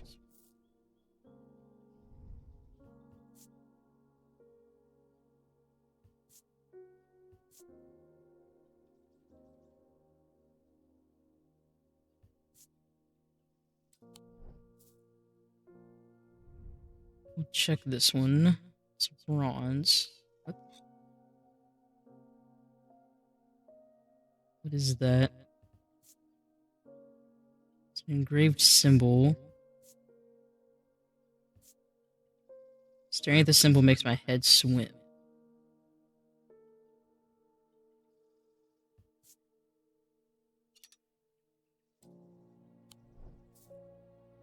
Maybe not that. What's the symbol on it? No, it's hypnosis. So yeah, it's definitely not that one.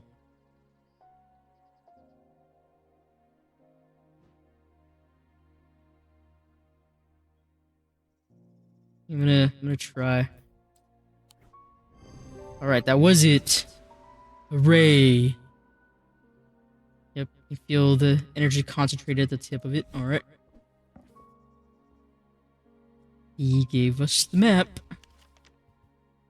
Ooh boy, look at all these graves. And a monster skull down there. This is the place to be.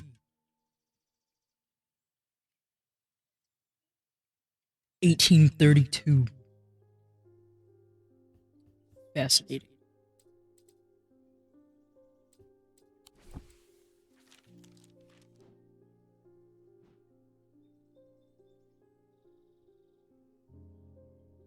Right.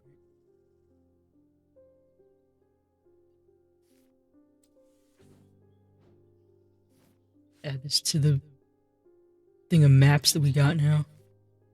Oh, yeah, I can't just put them in the drawer. Speaking of, we still haven't found this other one. Where could it be? It's gotta be hidden in this place somewhere. Oh, it's Bonnie. I feel like I'm going crazy here. I know who's behind all this madness, all the people with the pitch black eyes. But nobody's listening to me. I've seen it happen before. 7 years ago, my father died the same way. Since nobody will listen, I'm going to take care of it myself. Corvin Smite, please, and I'll be on my way. We can give her Gray's Grace or Corvin Might, which... I mean, Francisca told us not to give her anything dangerous, which I'm pretty sure the Corvin's Might would be pretty dangerous.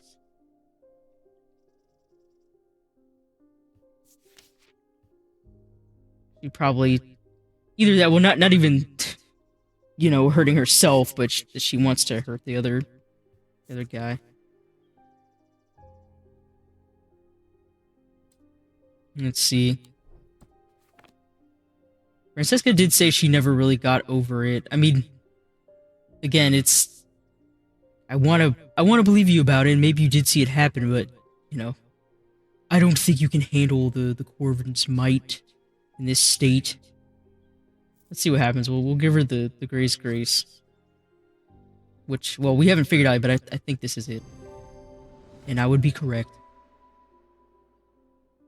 Yeah, it does indeed dispel melancholy. Spirit Vault. Also known as a votive chamber.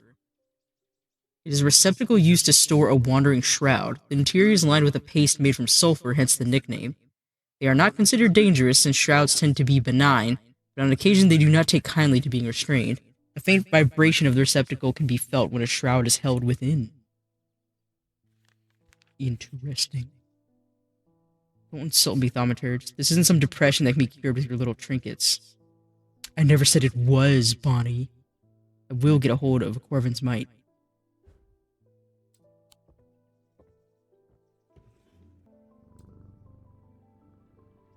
Alright, we'll end the day. As his mind roiled in confusion, he watched through his remaining good eyes his partner lunge towards the satchel that contained the casket. To his horror, he saw that his partner's eyes were black.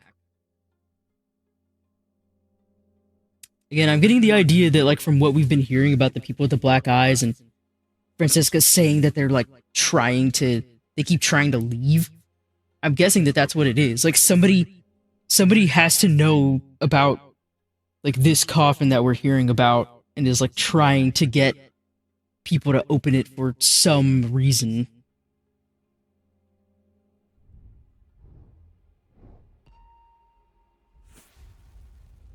And we got here a tombstone.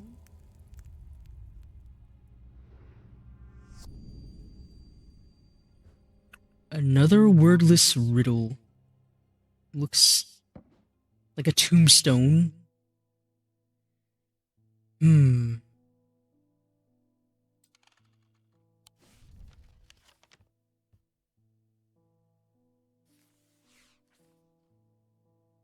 I think there is... Isn't there a graveyard?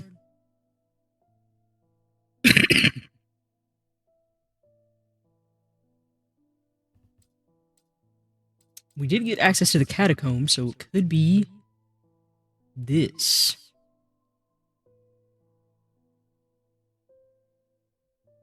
Gotta find some similar shape.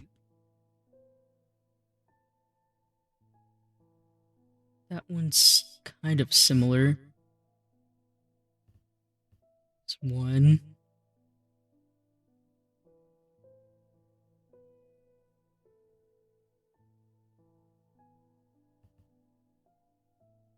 Oh no, it's more like this one. That one doesn't have the same shape. This one has like an extra little bit of rectangle there. I'm gonna try this one, the 1688.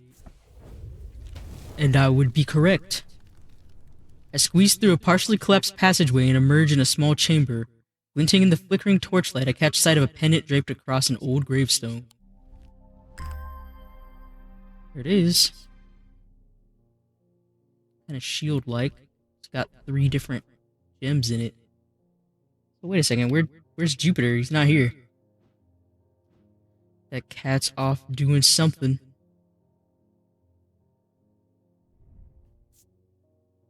Brown shard of some kind.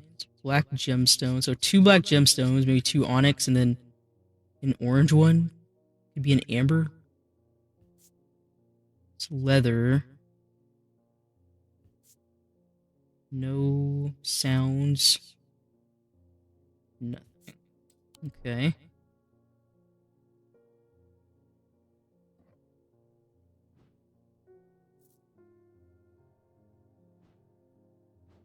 At least we solved another riddle. Now we have a missing cat. But he's probably fine. I guess he just does it. He does it a lot. Right, let's see who's coming in. Constance. My awakening ceremony takes place at the convent tomorrow. Snake pattern. I will need a talon. Ah. The Amphesian talon. So she's part of the Amphesian heart.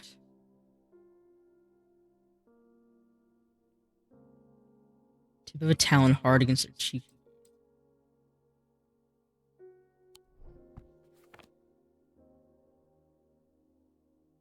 We have such a talon.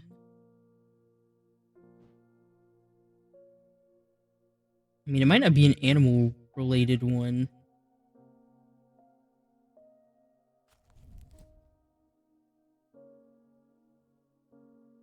Nameless gods. Okay, so probably wouldn't have a symbol unless... She does have a snake, though. Oh, wait, this might not be witch's fingers. This might be the talon. Actually.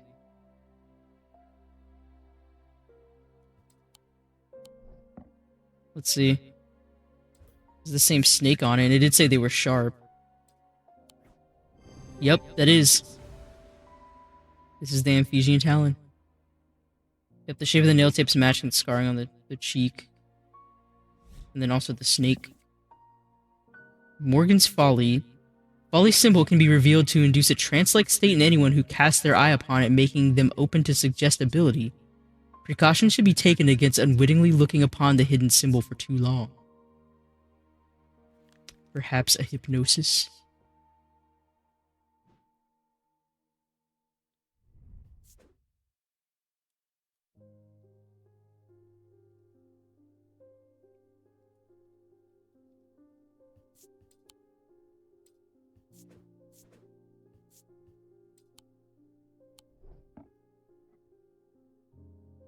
Okay.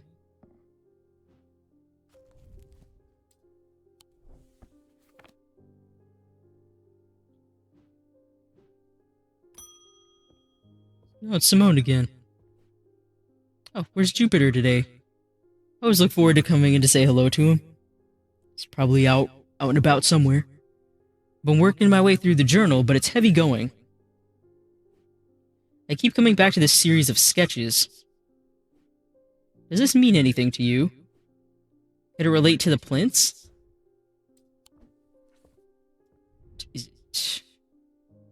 No, this isn't the plinth. This has to do with the field, the weird field things that it was talking about.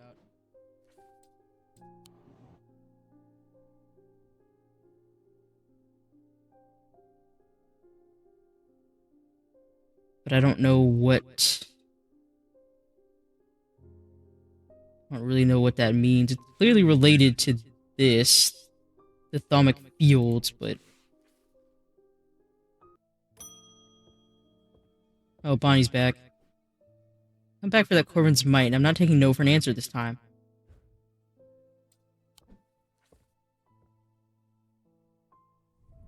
What a Corbin's Might? Either you give it to me or you never see your cat again. Take it to the woods behind Calgard. Oh, you're seriously gonna mess with Jupiter? What the fuck is wrong with you? Oh my god. How dare you, Bonnie? Now I really don't want to give it to you. Can we just curse her? We just open the book of curses and curse her instead?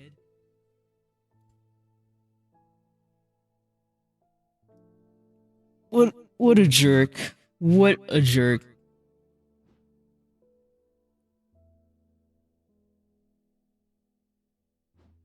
We really have to? Can we just...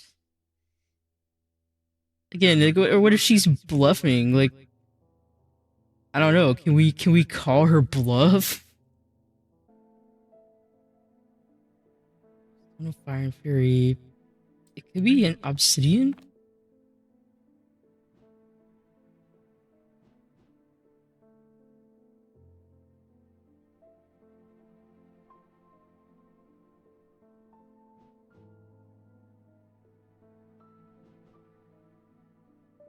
Wait, this one, polished. It's iron.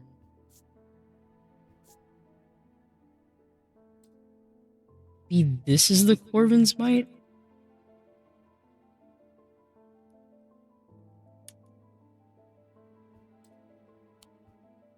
Maybe? I don't know, we'll see.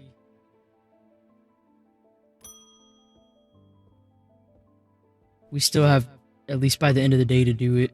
I think I've been cursed. 2 weeks ago, I was quietly minding my own business in the guilty ram when a stranger came up to me. He handed me a book titled The Changes of Dr. Learmonth before leaving. Something about it intrigued me enough to take it home with me. Ever since I read the first page, I've been having terrible nightmares and they're getting worse. I spoke to Dr. Robertson and she sent me here. Okay. Having some nightmares. Maybe the book was cursed or something? Let's see.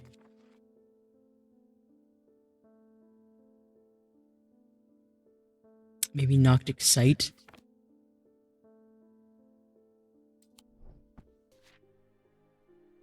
Oh yeah, the Moonstone Guardian. Here it is. Yeah, we might... It might be the Moonstone Guardian. So I think it might be like he might be under the curse of Noctic Sight.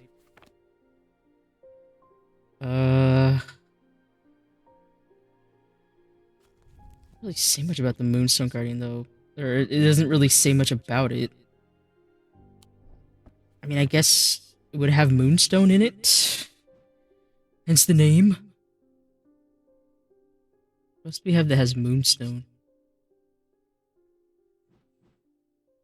The cat? The cat is the only thing that we have right now that has a Moonstone in it.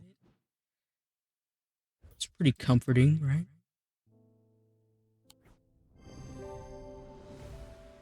It is the Moonstone Guardian.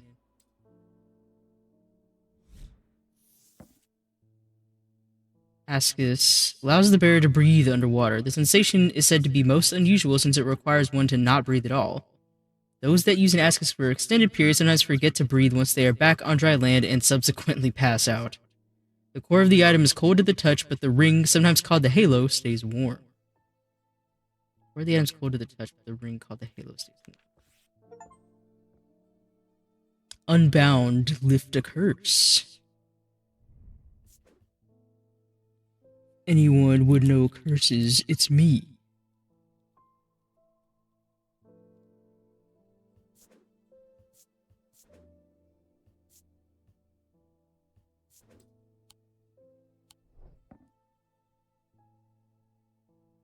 Well, we found that. Amazing.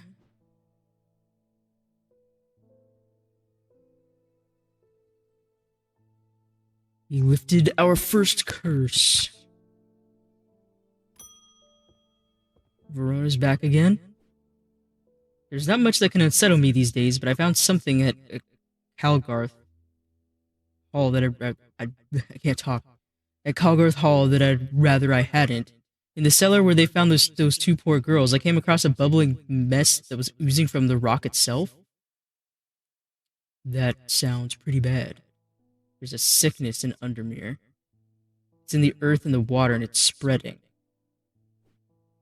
Suppose it falls to me to find out where it's coming from. If it's underground, then underground's where I'll start. I'll see if I can find anything in the catacombs. I realize now that I've been a little careless. I've been getting headaches. I won't go into the catacombs without a sextrum.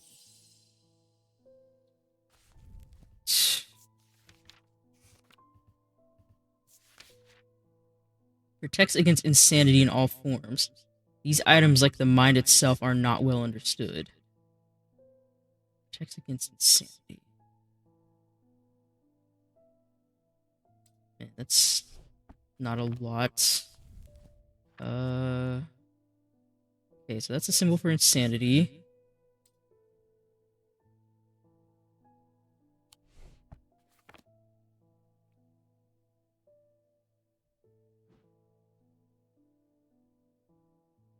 That was hypnosis.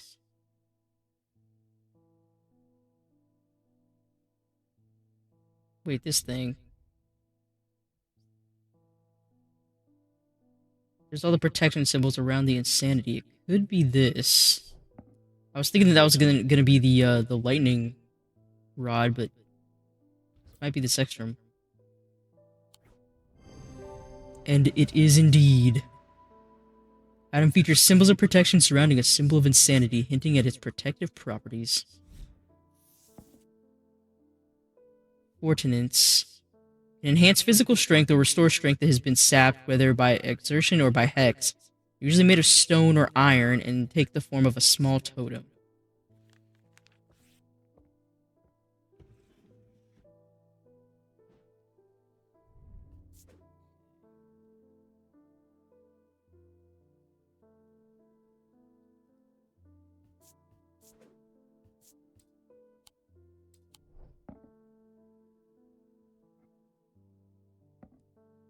Alright. Well, I guess we have to take the stupid Corvin's Might to...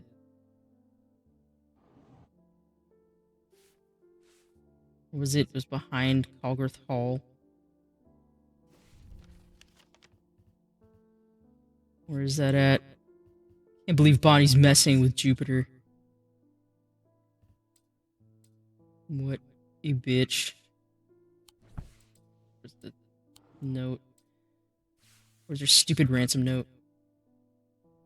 The woods behind Calgarth.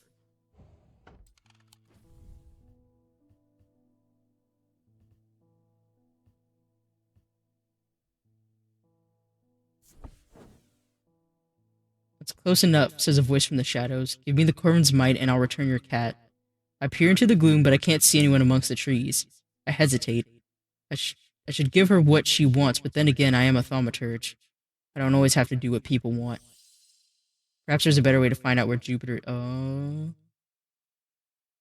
We could use the diverging hook instead of the Corvin's Might.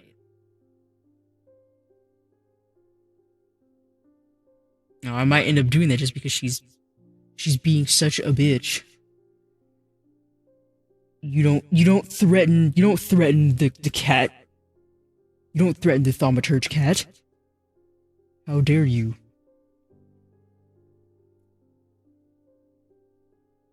If this is...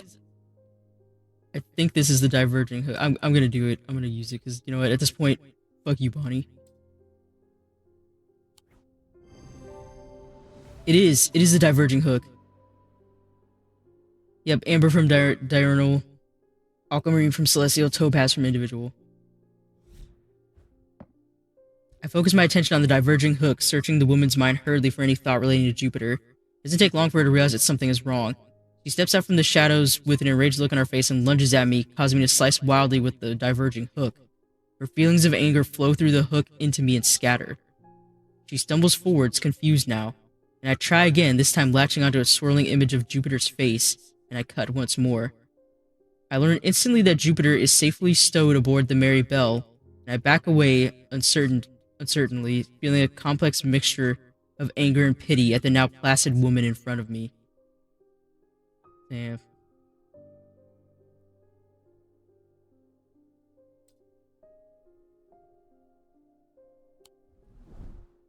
Fucked up, Bonnie. You fucked up.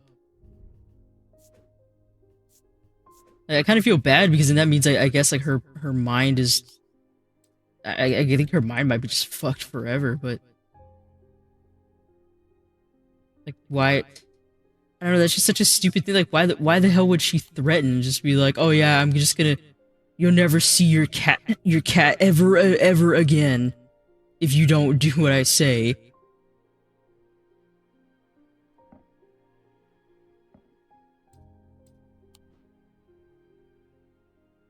Like it's I don't know, on some level I don't completely feel bad. Like you threatened us, you threatened the cat. Just gonna threaten the animals like that? Think you can get away with it? Nah. I don't know. Maybe we should have cursed her instead. A little hex. Instead of just, you know, memory wipes. Alright, let's end the day. Excuse me.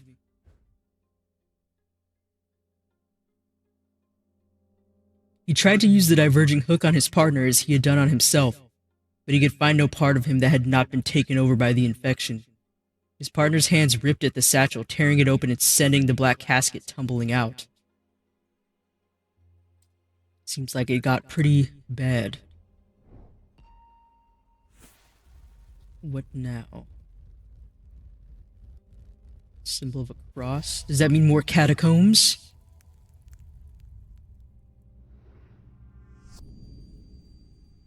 Below a moon that does not shine, there is no mark upon my shrine. In the dark, but not alone, my neighbor hears a cross of stone. Bears a cross of stone, my bad.